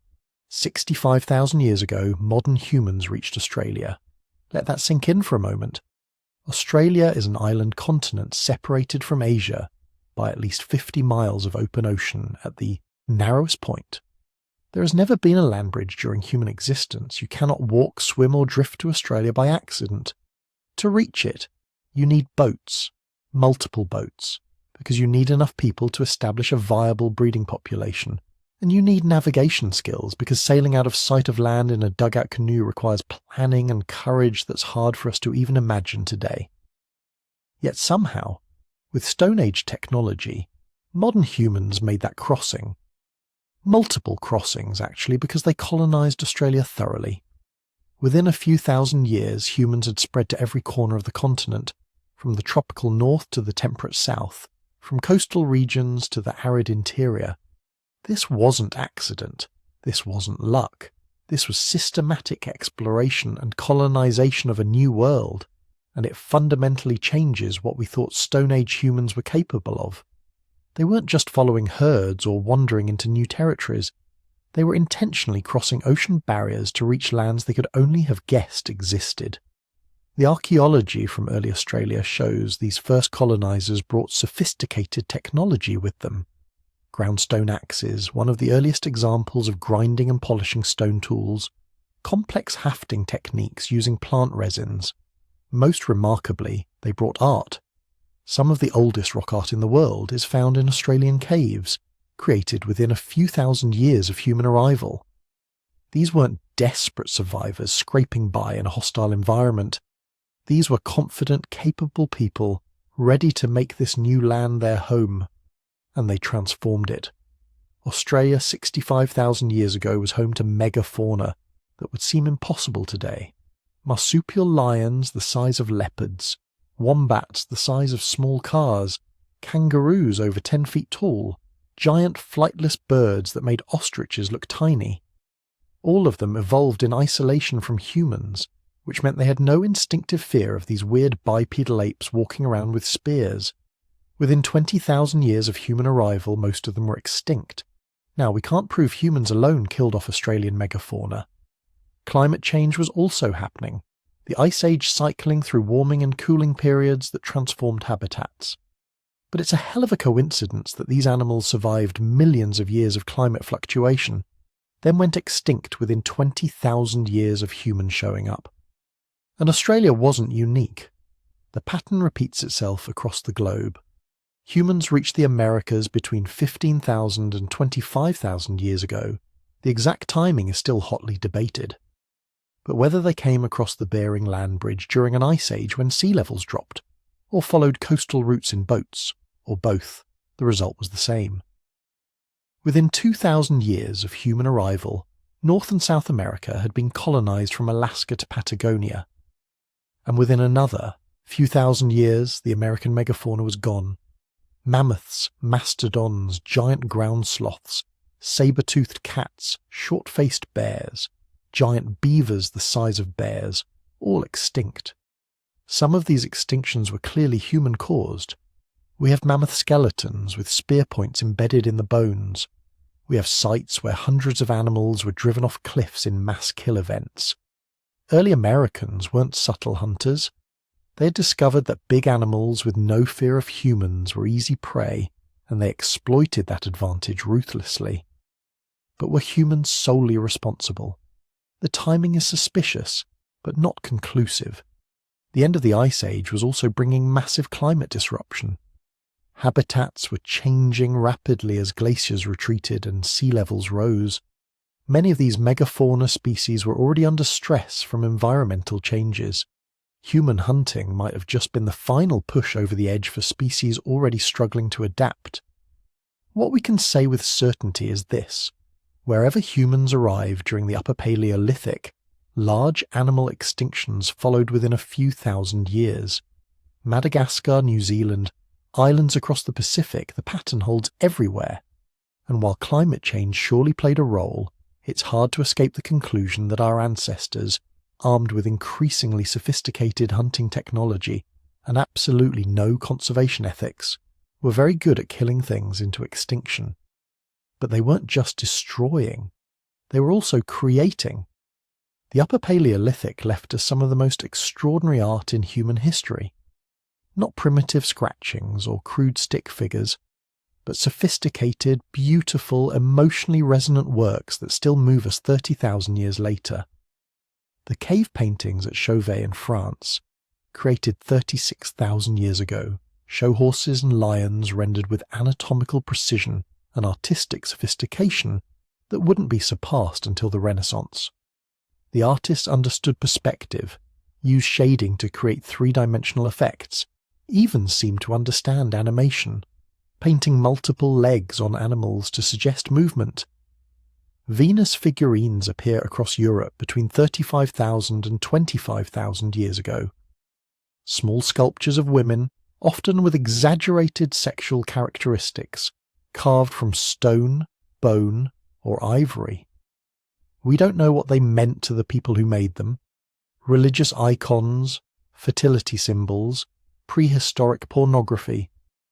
But their widespread distribution suggests they held some kind of important cultural meaning that was shared across thousands of miles. Burials became increasingly elaborate during this period. Bodies arranged in careful positions, covered in ochre, accompanied by grave goods, beads, tools, animal remains, sometimes elaborate headdresses made from shells or carved ivory. These weren't just disposing of bodies. These were rituals, ceremonies that suggest belief in an afterlife, or at least the importance of honouring the dead. And everywhere, there are signs of symbolic thinking. Beads made from shells traded hundreds of miles from the ocean, pendants carved with abstract patterns, notched bones that might be counting systems or lunar calendars, flutes made from bird bones and mammoth ivory. These people were creating art for art's sake, making things beautiful for no practical reason except that beauty mattered to them. They were, in other words, fully modern humans in every meaningful sense, not just anatomically modern, but behaviourally modern. They had the same drives, the same creativity, the same capacity for abstract thought that we have today. If you could somehow kidnap an Upper Paleolithic baby and raise them in the modern world, they would be indistinguishable from any other human. They could learn calculus, play piano, write poetry, code software. The hardware was identical, only the cultural software was different. By 12,000 years ago, modern humans had reached the peak of Ice Age culture. Sophisticated tool technology refined over thousands of years. Complex social networks spanning thousands of miles. Art and ritual and symbolic thinking fully developed. They had colonized every continent except Antarctica, adapting to every environment Earth had to offer, from Arctic tundra to tropical rainforest to scorching deserts. They were hunter-gatherers, living in mobile bands that followed animal migrations and seasonal plant resources. But they weren't living hand-to-mouth anymore. They were storing food for lean seasons, building semi-permanent structures in places with reliable resources, establishing territorial boundaries and trade networks, creating the social complexity that would eventually enable agriculture and civilization. And they had no idea their world was about to transform completely. The Ice Age was ending. Within a few thousand years, the climate would warm dramatically. The glaciers would retreat, sea levels would rise, and the megafauna that had dominated the landscape for millions of years would largely disappear, hunted to extinction or unable to adapt to rapidly changing habitats. The stage was being set for the final act of the Stone Age, the Neolithic Revolution, the moment when humans stopped following their food and started growing it, when temporary camps became permanent villages, when villages became towns, when towns became cities. But that transformation was still ahead, for now, 12,000 years ago, humans stood at a threshold they couldn't see. The most successful hunters in the planet's history, masters of stone technology, conquerors of continents. They had survived everything the Ice Age could throw at them. They had outlasted every other human species. They had spread across the entire world using nothing but stone, bone, and wood. They were about to discover they could remake the world itself. But the stone tools that had served humanity for 3.3 million years were about to become obsolete. Not because of metal, not yet, but because of something far more revolutionary. Seeds. The ice was dying. For over 100,000 years, glaciers had covered half the northern hemisphere. Ice sheets miles thick had buried Scandinavia, crushed the landscape of Canada, turned Britain into a frozen wasteland connected to continental Europe by vast plains of tundra and grassland. Your ancestors had adapted to this world. They knew how to track reindeer across endless snowfields, how to survive in the biting cold, how to read the behaviour of mammoths and woolly rhinos. They were Ice Age specialists, perfectly adapted to a world of cold and megafauna. Then, around 12,000 years ago, the world betrayed them. It started subtly. Summers that lasted a few weeks longer, winters that were slightly less brutal, snow that melted a little faster each spring. But within just a few centuries, the changes became catastrophic. The massive ice sheets that had defined the northern world for millennia began collapsing. Not slowly, not gradually, but in rapid, terrifying pulses. Entire glaciers, some the size of modern countries, melted in just decades. The water had to go somewhere. Sea levels rose, not by inches, but by hundreds of feet. Coastlines that had been stable for tens of thousands of years vanished underwater within a human lifetime. Valleys became bays, plains became seas, islands disappeared, and with them went territories that had supported human populations for generations. Imagine watching the world you knew disappear. The hunting grounds your grandparents had shown you, the seasonal camps your family had used for hundreds of years, the landmarks that had guided your people since time immemorial, all swallowed by rising waters. The herds you depended on migrating to territories you couldn't reach. The entire ecosystem you understood transforming into something alien and unfamiliar. This was the Mesolithic transition. The name means Middle Stone Age, which makes it sound like a brief stepping stone between more important periods. But that's misleading. This was one of the most dramatic transformation events in human history, a crisis that forced our ancestors to reinvent their entire way of life or go extinct trying. The most spectacular casualty was a place we now call Doggerland. Picture a landscape larger than modern England, stretching from Britain to Denmark, from the Netherlands to Norway. Not ocean, as it is today, but land. Rich, productive land covered in forests, marshes and rivers. Archaeological evidence suggests it was one of the most densely populated regions in Europe, a paradise for Mesolithic hunters. The waters were full of fish. The marshes attracted enormous flocks of migratory birds. The forest teemed with deer, wild boar and aurochs, the massive wild cattle that would eventually become domesticated. Doggerland was probably home to thousands of people, maybe tens of thousands. They built seasonal camps, developed extensive trade networks, created sophisticated tools perfectly adapted to their environment. They weren't primitive. They were specialists, as skilled at exploiting their landscape as any modern society. Then it drowned. The process took several thousand years, but there were probably catastrophic pulses when massive sections of coastline disappeared in single generations. Imagine being a child in Doggerland, learning to fish in rivers that would be underwater before you became an elder. Imagine watching your parents' burial grounds vanish beneath the waves, cutting you off from your ancestors both physically and spiritually. Some populations managed to retreat to higher ground, eventually ending up in what's now Britain or Denmark. Others probably drowned when unexpected storm surges overwhelmed their camps. The archaeological record shows increasing evidence of violence during this period, suggesting that as productive land became scarce, human groups came into conflict over what remained. But Doggerland was just the most dramatic example. Similar transformations were happening everywhere. In North America, vast glacial lakes formed and catastrophically drained, creating enormous floods that carved new river channels and destroyed established hunting territories. In Southeast Asia, rising seas turned mainland regions into archipelagos, forcing populations to develop seafaring technologies or abandon territories they had occupied for millennia. And everywhere the ice retreated, the landscape changed fundamentally. The open tundra and grasslands that had dominated the Ice Age gave way to dense forests. This sounds like an improvement, but for human populations adapted to hunting large herd animals across open terrain, it was a disaster. Forest hunting requires completely different skills and technologies. In open terrain, you can track herds for days, coordinate group hunts, drive animals toward kill zones. Forests don't work that way. Dense vegetation makes long-distance tracking impossible. Trees break up sight lines. Large herd animals become smaller, more solitary forest dwellers. The mammoth and woolly rhino went extinct, replaced by deer and boar that were harder to hunt and provided less meat per kill.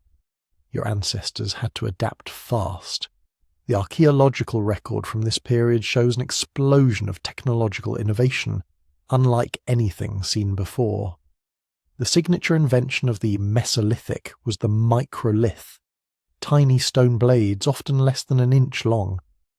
This sounds like a step backward from the impressive spear points and hand axes of the Ice Age. But microliths represented a conceptual revolution. Instead of making large single-purpose tools, Mesolithic people created modular composite implements. They'd produce hundreds of tiny standardized stone blades, then mount them in wooden or bone handles using plant resin adhesives. One handle could hold multiple blades arranged in different patterns. Add them in a line and you've got a saw. Mount them in a row perpendicular to the handle and you've got a harpoon for fishing. Arrange them in a circular pattern and you've got a drill. This is manufacturing. Mass production of interchangeable parts that could be combined in different configurations for different purposes. If a blade broke, you didn't need to make an entirely new tool. You just replace the damaged component. It's the same principle that makes modern technology possible, the idea that complex tools can be built from standardized, replaceable parts. But the real genius was versatility. Ice Age hunters could survive with a limited toolkit because they were specialized for one type of hunting. Mesolithic people needed to exploit everything. Fish, birds, small game, plants, shellfish, whatever was available. The microlith system gave them that flexibility. The same toolkit could be reconfigured for fishing in the morning, bird hunting in the afternoon, and plant processing in the evening. They also developed the bow and arrow into a sophisticated hunting technology. Bows had existed before, but Mesolithic craftspeople refined them into precision instruments. They learned to select specific woods for their elastic properties, to strengthen bows with sinew backing, to craft arrows with carefully balanced weight distribution. A skilled Mesolithic archer could bring down a deer at 50 yards, something that would have been impossible with Ice Age spear-throwing technology. But perhaps the most important adaptation was social. The old Ice Age pattern of small, highly mobile hunting bands tracking megafauna herds across vast territories stopped making sense.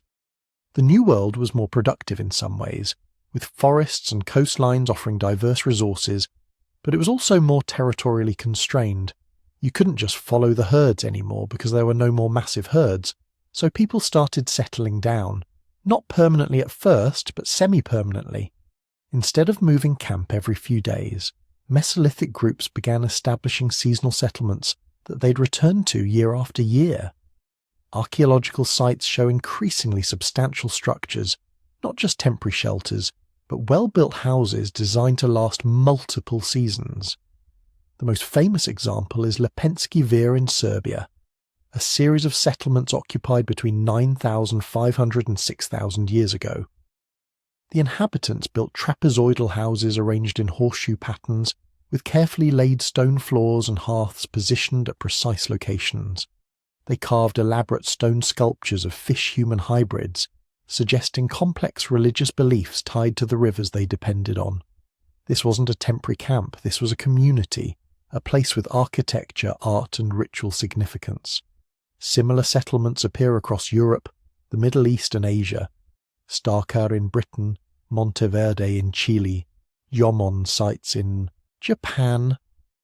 People were figuring out that in this new, warmer world, staying in one place could work better than constant mobility. If you knew the salmon would return to a particular river every spring, why not build a permanent camp there? If shellfish beds were productive year-round, why not settle nearby? This semi-sedentary lifestyle created new possibilities and new problems. On one hand, permanent settlements allowed more elaborate material culture.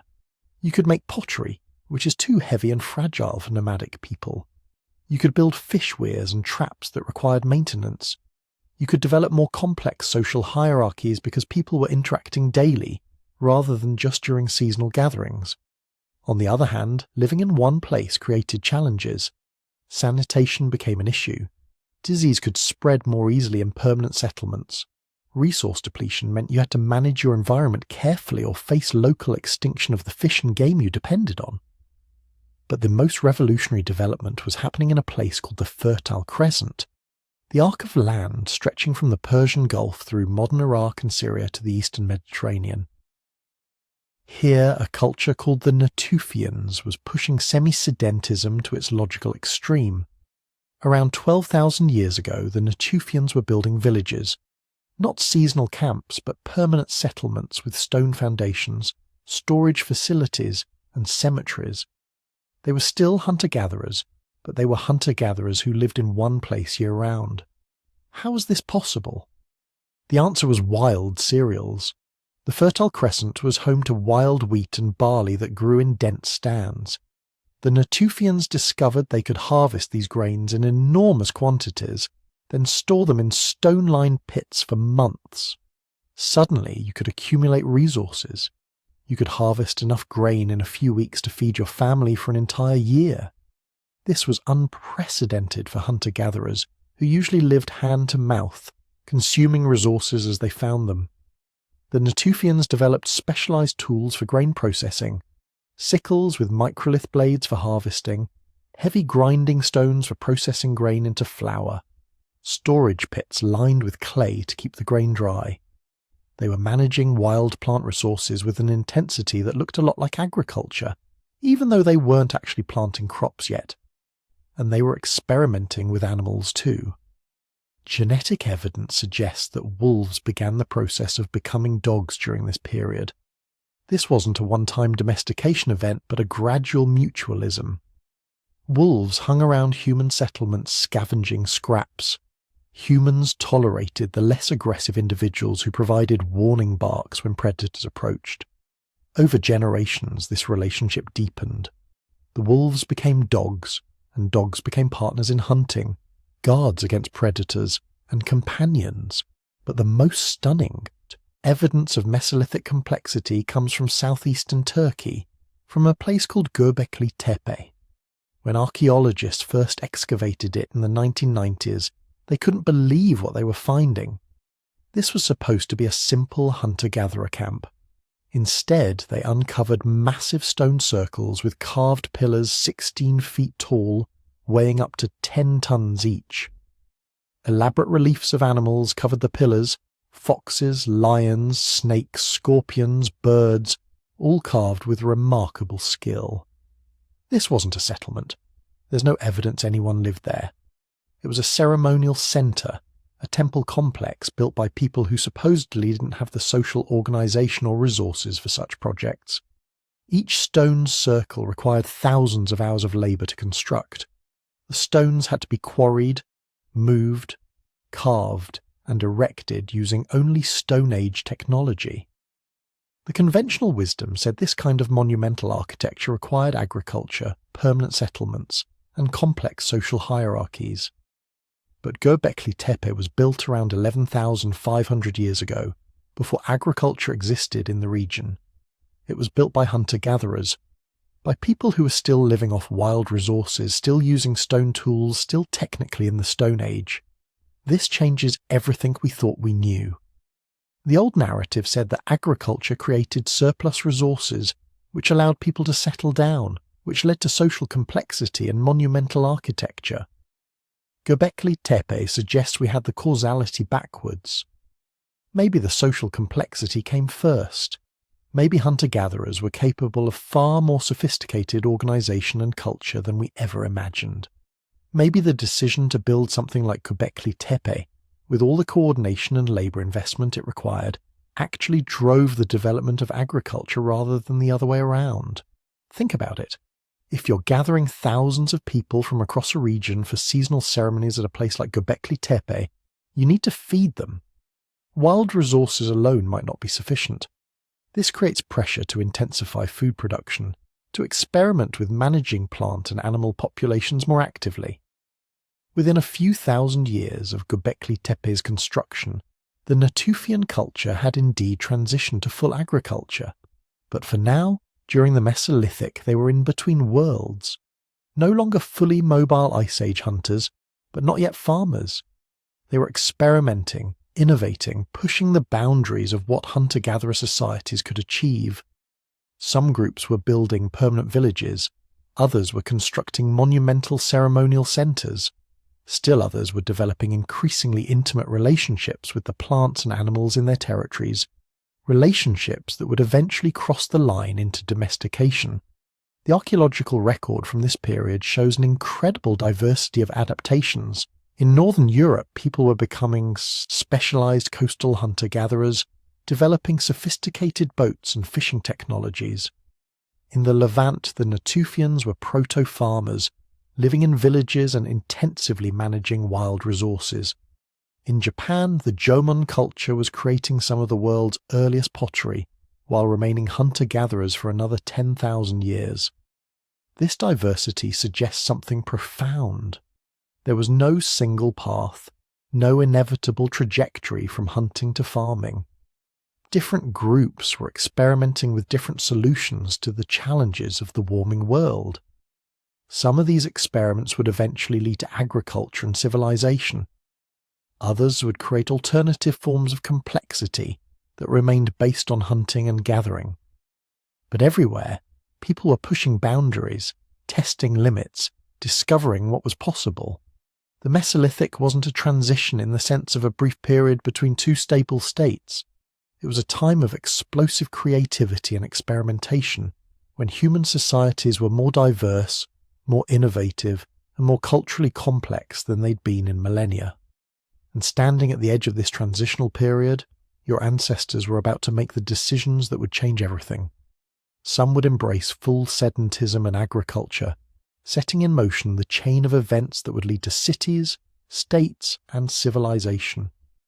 Others would refine their hunting and gathering lifestyles to new levels of sophistication, creating rich cultures that would persist for thousands more years.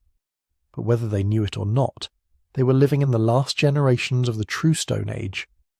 Within a few thousand years, some of their descendants would discover how to grow food, domesticate animals, and eventually work metal. The 3-million-year age of stone tools was entering its final chapter. But that's a story for the next section. For now, in the warming world of the Mesolithic, your ancestors were still hunters, still gatherers, still living by the skills and knowledge that had sustained humanity since the very beginning. They just happened to be the most sophisticated, innovative, and adaptable hunters the world had ever seen. Something happened around 12,000 years ago that changed everything.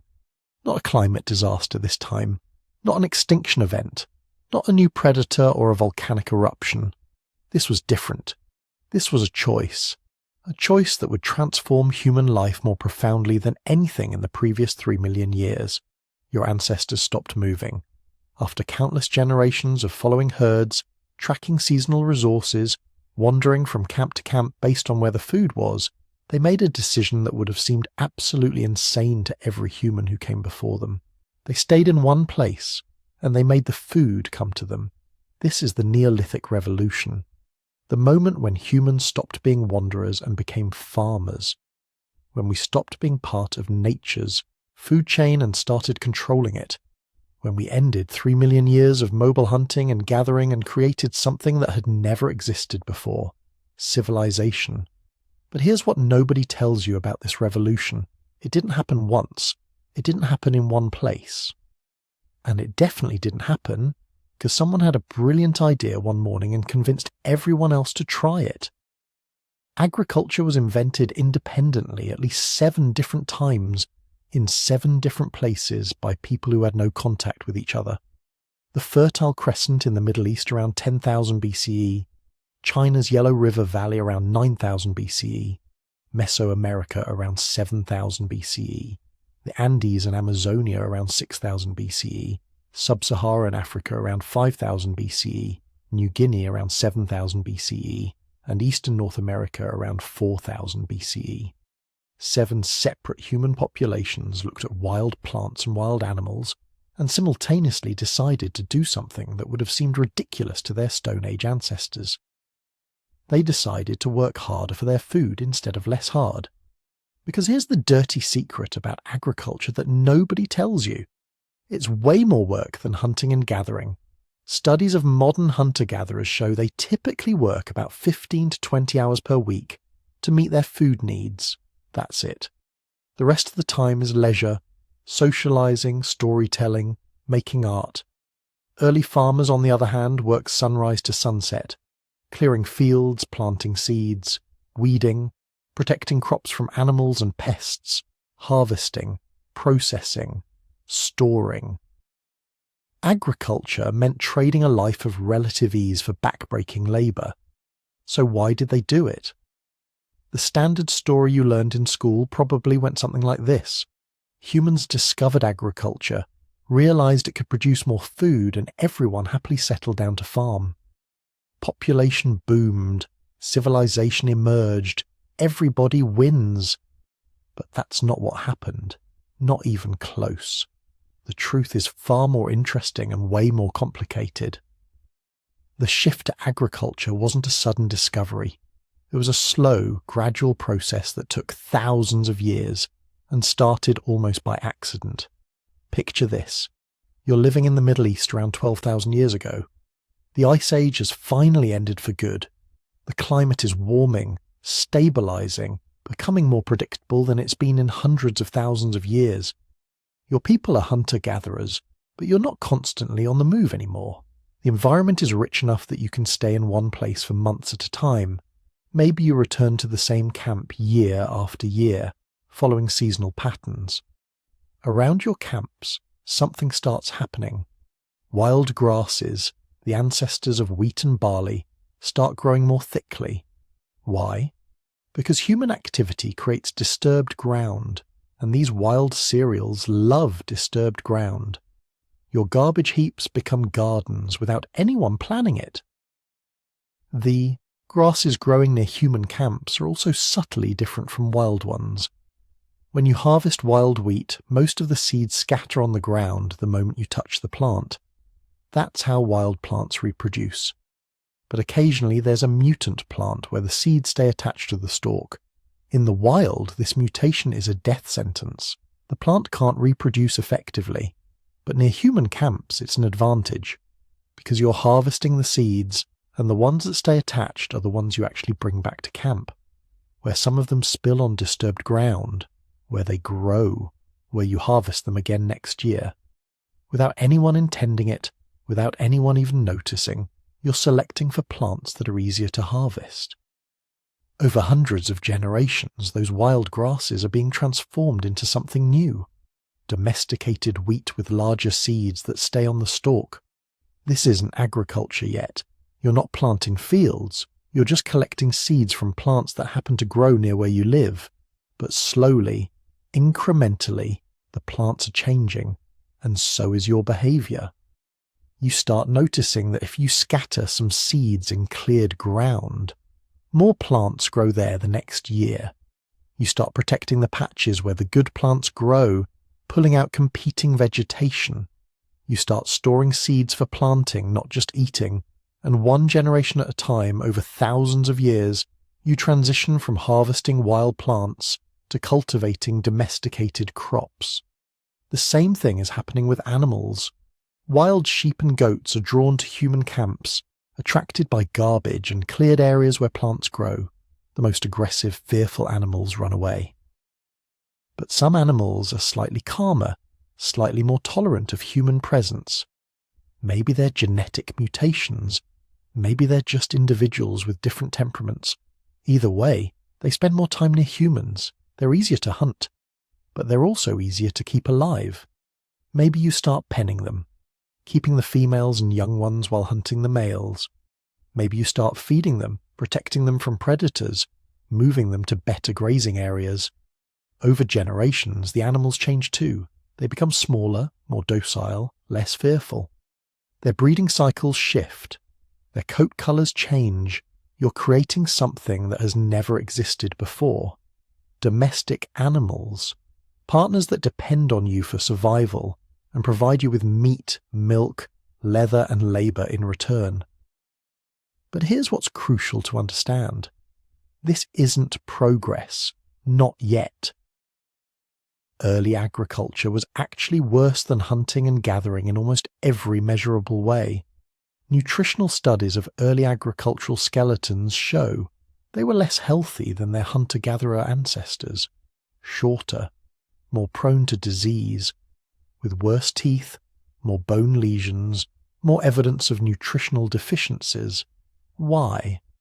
Because agriculture meant depending on a narrow range of crops instead of a diverse wild diet.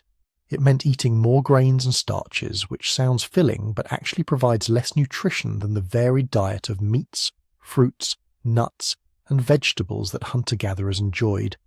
It meant living in permanent settlements, which sounds nice until you realise that permanent settlements mean living near your own waste, which means disease. Hunter-gatherers moved camps regularly, leaving their garbage and pathogens behind. Farmers stayed put, creating perfect conditions for parasites, bacterial infections, and epidemic diseases to spread. It meant working harder for less nutritious food while being sicker more often. So again, why did they do it? The answer appears to be that they didn't have a choice. Not really, because once you start down the path to agriculture, even slowly and accidentally, you create a trap. Agricultural populations can support more people per square mile than hunter-gatherers, not because each person is better fed, but because you can pack more poorly fed people into the same space. And once your population grows beyond what hunting and gathering can support, you can't go back. You're locked in. You have to keep farming because there are too many mouths to feed any other way. This creates a vicious cycle. Agriculture allows population growth. Population growth requires more intensive agriculture. More intensive agriculture allows more population growth. Within a few thousand years of starting to farm, early agricultural communities had populations that were absolutely dependent on their crops. A bad harvest didn't mean moving to better hunting grounds. It meant starvation. And bad harvests happened regularly, way more often than the famines that occasionally affected hunter-gatherers. Agriculture means depending on a few crops instead of hundreds of wild food sources. It means being vulnerable to droughts, floods, pests, plant diseases. It means putting all your eggs in very few baskets. But there was no going back. By 8000 BCE, communities in the Fertile Crescent had populations of hundreds, sometimes thousands. Jericho, one of the oldest known towns, had maybe 2,000 residents living in mud brick houses surrounded by a stone wall. 2,000 people who all depended on the wheat, barley, lentils and chickpeas growing in the surrounding fields, who all depended on the herds of domestic sheep and goats, who couldn't leave even if they wanted to because there was nowhere to go and no way to feed themselves without their crops and herds. This was something unprecedented in human history. Permanence. For 3 million years humans had been mobile. We could pick up and move when resources declined, when conflicts arose, when conditions changed. Now we were stuck, and that changed everything. Permanent settlements meant you could accumulate possessions. Hunter-gatherers own only what they can carry.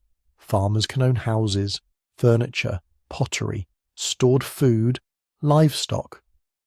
For the first time in human history, wealth became a thing. Some families had more, some had less. Some had larger houses, more stored grain, bigger herds. Inequality emerged. Not the temporary status differences of hunter-gatherer societies, where a good hunter might have prestige but couldn't convert it into permanent advantage, but real generational inequality, rich families and poor families, landowners and labourers, the beginning of social classes. Permanent settlements meant you could build monuments, things too large, too heavy, too permanent to make sense for mobile people. By 7000 BCE, the residents of Çatalhöyük in modern Turkey were living in a town of maybe 10,000 people. Houses built wall to wall like a honeycomb. No streets, just roofs you walked across with ladders down into individual dwellings. Inside those houses, elaborate paintings and sculptures, bulls' heads mounted on walls, geometric patterns, hunting scenes. This wasn't just shelter. This was architecture, art. The physical embodiment of ideas meant to last generations. Permanent settlements meant specialization. When everyone's a hunter-gatherer, everyone needs to know how to find food, make tools, build shelters. But in early farming villages, some people could specialize. Potters who made the ceramic vessels that became ubiquitous in the Neolithic. Containers for storing grain, carrying water, cooking. Pottery is a revolutionary technology, but it's also heavy, fragile, pointless for mobile people. Only farmers could use it. Toolmakers who developed new technologies for agricultural life. Polished stone axes for clearing forests. Grinding stones for processing grain. Sickles with flint blades set in wooden or bone handles for harvesting. These are the signature tools of the Neolithic, more refined than earlier stone technology but fundamentally still made of rock. Stone Age tools for a radically new way of life. Religious specialists, shamans or priests who conducted rituals in shrines and temples that were starting to appear in farming villages. Organised religion is largely a Neolithic phenomenon. Hunter-gatherers had spiritual beliefs, but farmers built structures dedicated to gods and performed elaborate ceremonies tied to planting and harvest cycles, and eventually rulers, people whose job was coordinating community labour, settling disputes, organising defence, the first steps toward government, because permanent settlements meant war. When you're mobile, conflicts can be resolved by moving apart. When you're farmers, you can't leave. Your fields, your herds, your houses are fixed in place. And so are your neighbours' fields, herds and houses. Which means when there's a dispute over land or water or grazing rights, you can't walk away, you have to fight. The archaeological evidence for this is brutal and unmistakable. Neolithic sites start showing evidence of violence on a scale never seen in the Paleolithic. Fortification walls around settlements, mass graves, with signs of trauma, skeletons with embedded arrow points and crushed skulls, entire villages destroyed by fire with bodies left unburied. The early farmers weren't peaceful. They were trapped in proximity with each other, competing for limited agricultural land, fighting over resources that couldn't be shared. Warfare didn't exist among mobile hunter-gatherers, not on any large scale, but among farmers it became endemic, expected, a normal part of life. And yet, despite all of this, despite the harder work, worse health, inequality and violence, agriculture spread. By 5000 BCE, farming had replaced hunting and gathering across most of Europe, the Middle East and large parts of Asia. By 3000 BCE, the majority of humans on Earth were farmers. Why? Because agricultural societies could support larger populations, which meant more warriors, which meant they could expand at the expense of hunter-gatherers. It wasn't that farming was better for individuals, it was that farming societies were more competitive in the brutal calculus of human expansion. And agriculture kept evolving. Early farmers in the Fertile Crescent had wheat, barley, sheep, and goats. But in China, farmers were domesticating rice and millet, pigs and chickens. In Mesoamerica, maize, beans, and squash. In South America, potatoes, quinoa, and llamas. In Africa, sorghum, yams, and cattle. Each region developing its own agricultural package based on locally available plants and animals. These different agricultural traditions remained largely separate for thousands of years. The farmers of China had no idea the farmers of Mexico existed. The agriculturalists of the Middle East didn't know about the rice cultivation happening in Southeast Asia. But they were all going through similar transformations. Villages growing into towns, towns growing into cities, social structures becoming more complex, technologies becoming more sophisticated. By 5000 BCE, some agricultural societies were starting to look like something we might recognize as civilization. Large settlements with thousands of inhabitants, monumental architecture, specialized crafts and long-distance trade, complex religious institutions, emerging writing systems. The threshold was approaching. And then, around 3500 BCE, something new appeared. Metal. Copper first, just a curiosity. Then copper alloys, specifically bronze. Metal tools that could be sharper, more durable, easier to reshape than stone.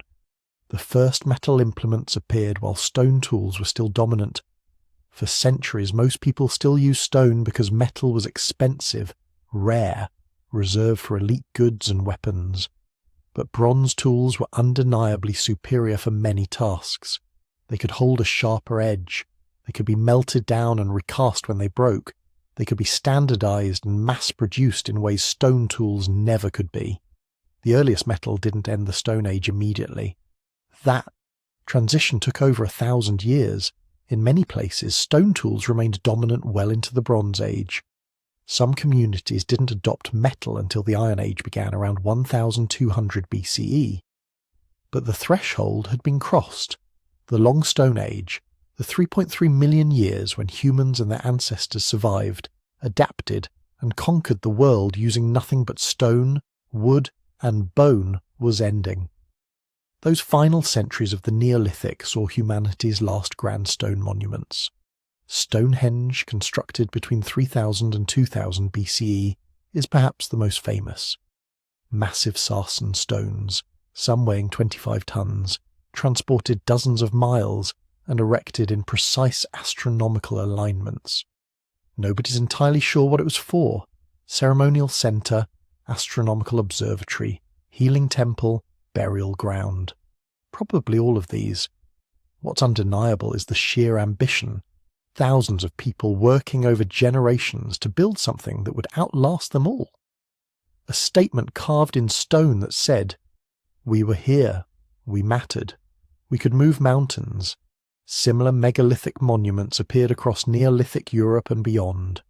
Stone circles, passage tombs, standing stones, all built by farming communities that still relied primarily on stone tools but had developed social organizations capable of mobilizing massive communal labor.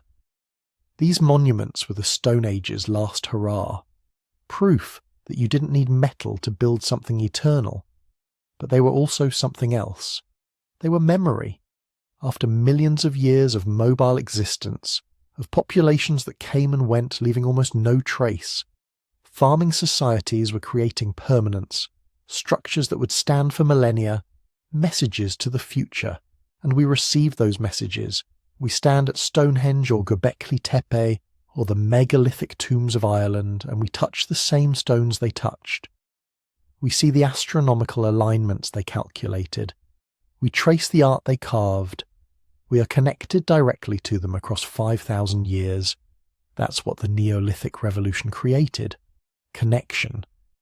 Not just between people in the same generation, but across time. Agriculture meant staying in place long enough to build things that mattered, to create art and architecture and knowledge worth preserving, to develop writing systems that could record history, not just live it. The Stone Age was ending, but everything it had taught us about survival, adaptation, and cooperation was about to be amplified beyond anything our ancestors could have imagined. The farmers who planted the first fields had no idea they were beginning a process that would lead to cities, states, empires, and eventually global civilization. But they had crossed the threshold. They had transformed humans from a species that adapted to the world into a species that adapted the world to itself. And there was no going back. By 3000 BCE, the first true civilizations were emerging. Sumer, Mesopotamia, Egypt along the Nile, the Indus Valley in South Asia, each built on the agricultural foundation laid during the Neolithic, each using increasingly sophisticated metal tools alongside stone implements, each developing writing, monumental architecture, organized religion, and state-level political systems. The Stone Age was becoming the Bronze Age. The age of scattered bands was becoming the age of cities. The age of survival was becoming the age of civilization. But that's a different story. For now, just remember this. Everything that came after, every city and empire, every technological breakthrough, every work of art and literature, all of it was built on the foundation laid during those final 7,000 years of the Stone Age.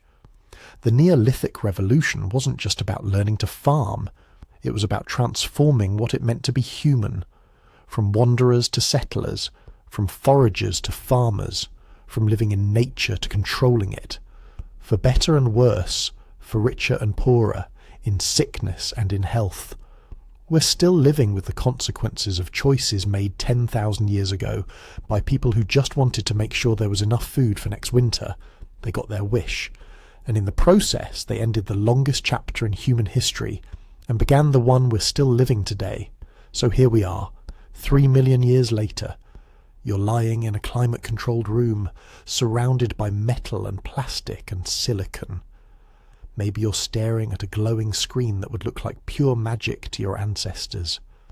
Maybe you're drifting off to sleep, comfortable in ways that 99% of humans who ever lived could never have imagined. But here's the thing, you're not actually that different from them. Your body, still built for the Stone Age, that back pain you get from sitting at a desk all day, that's because your spine evolved to carry loads while walking upright across African savannas, not to support hunched shoulders while you type emails. Those food cravings that make you reach for sugar and fat, that's your Stone Age brain screaming at you to stock up on calories because it thinks winter is coming and you might starve.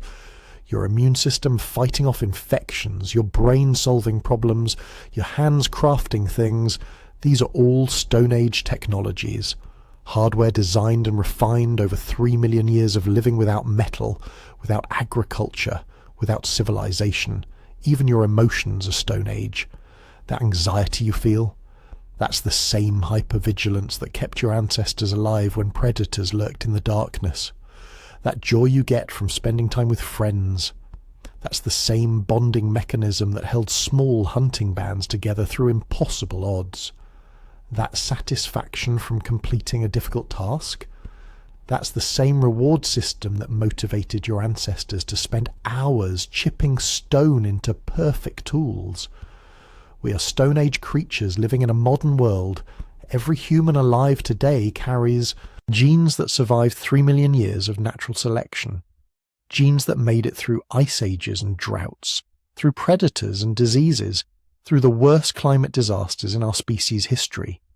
You are the product of an unbroken chain of survivors, stretching back through thousands of generations. Every single one of your ancestors survived long enough to reproduce. Every single one passed on just a little bit of wisdom, just a little bit of genetic advantage that kept the chain going. Think about that. The odds against your existence are astronomical. If one of your ancestors 100,000 years ago had been just slightly slower running from that cave lion, you wouldn't be here. If one of your forebears 50,000 years ago hadn't learned to recognize which plants were poisonous, you wouldn't exist. If even one person in that unbroken chain had failed to survive to reproductive age, the unique combination of genes that makes you who you are would never have assembled. You are the descendant of champions.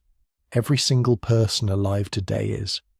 We're all descended from the same small population of bottleneck survivors.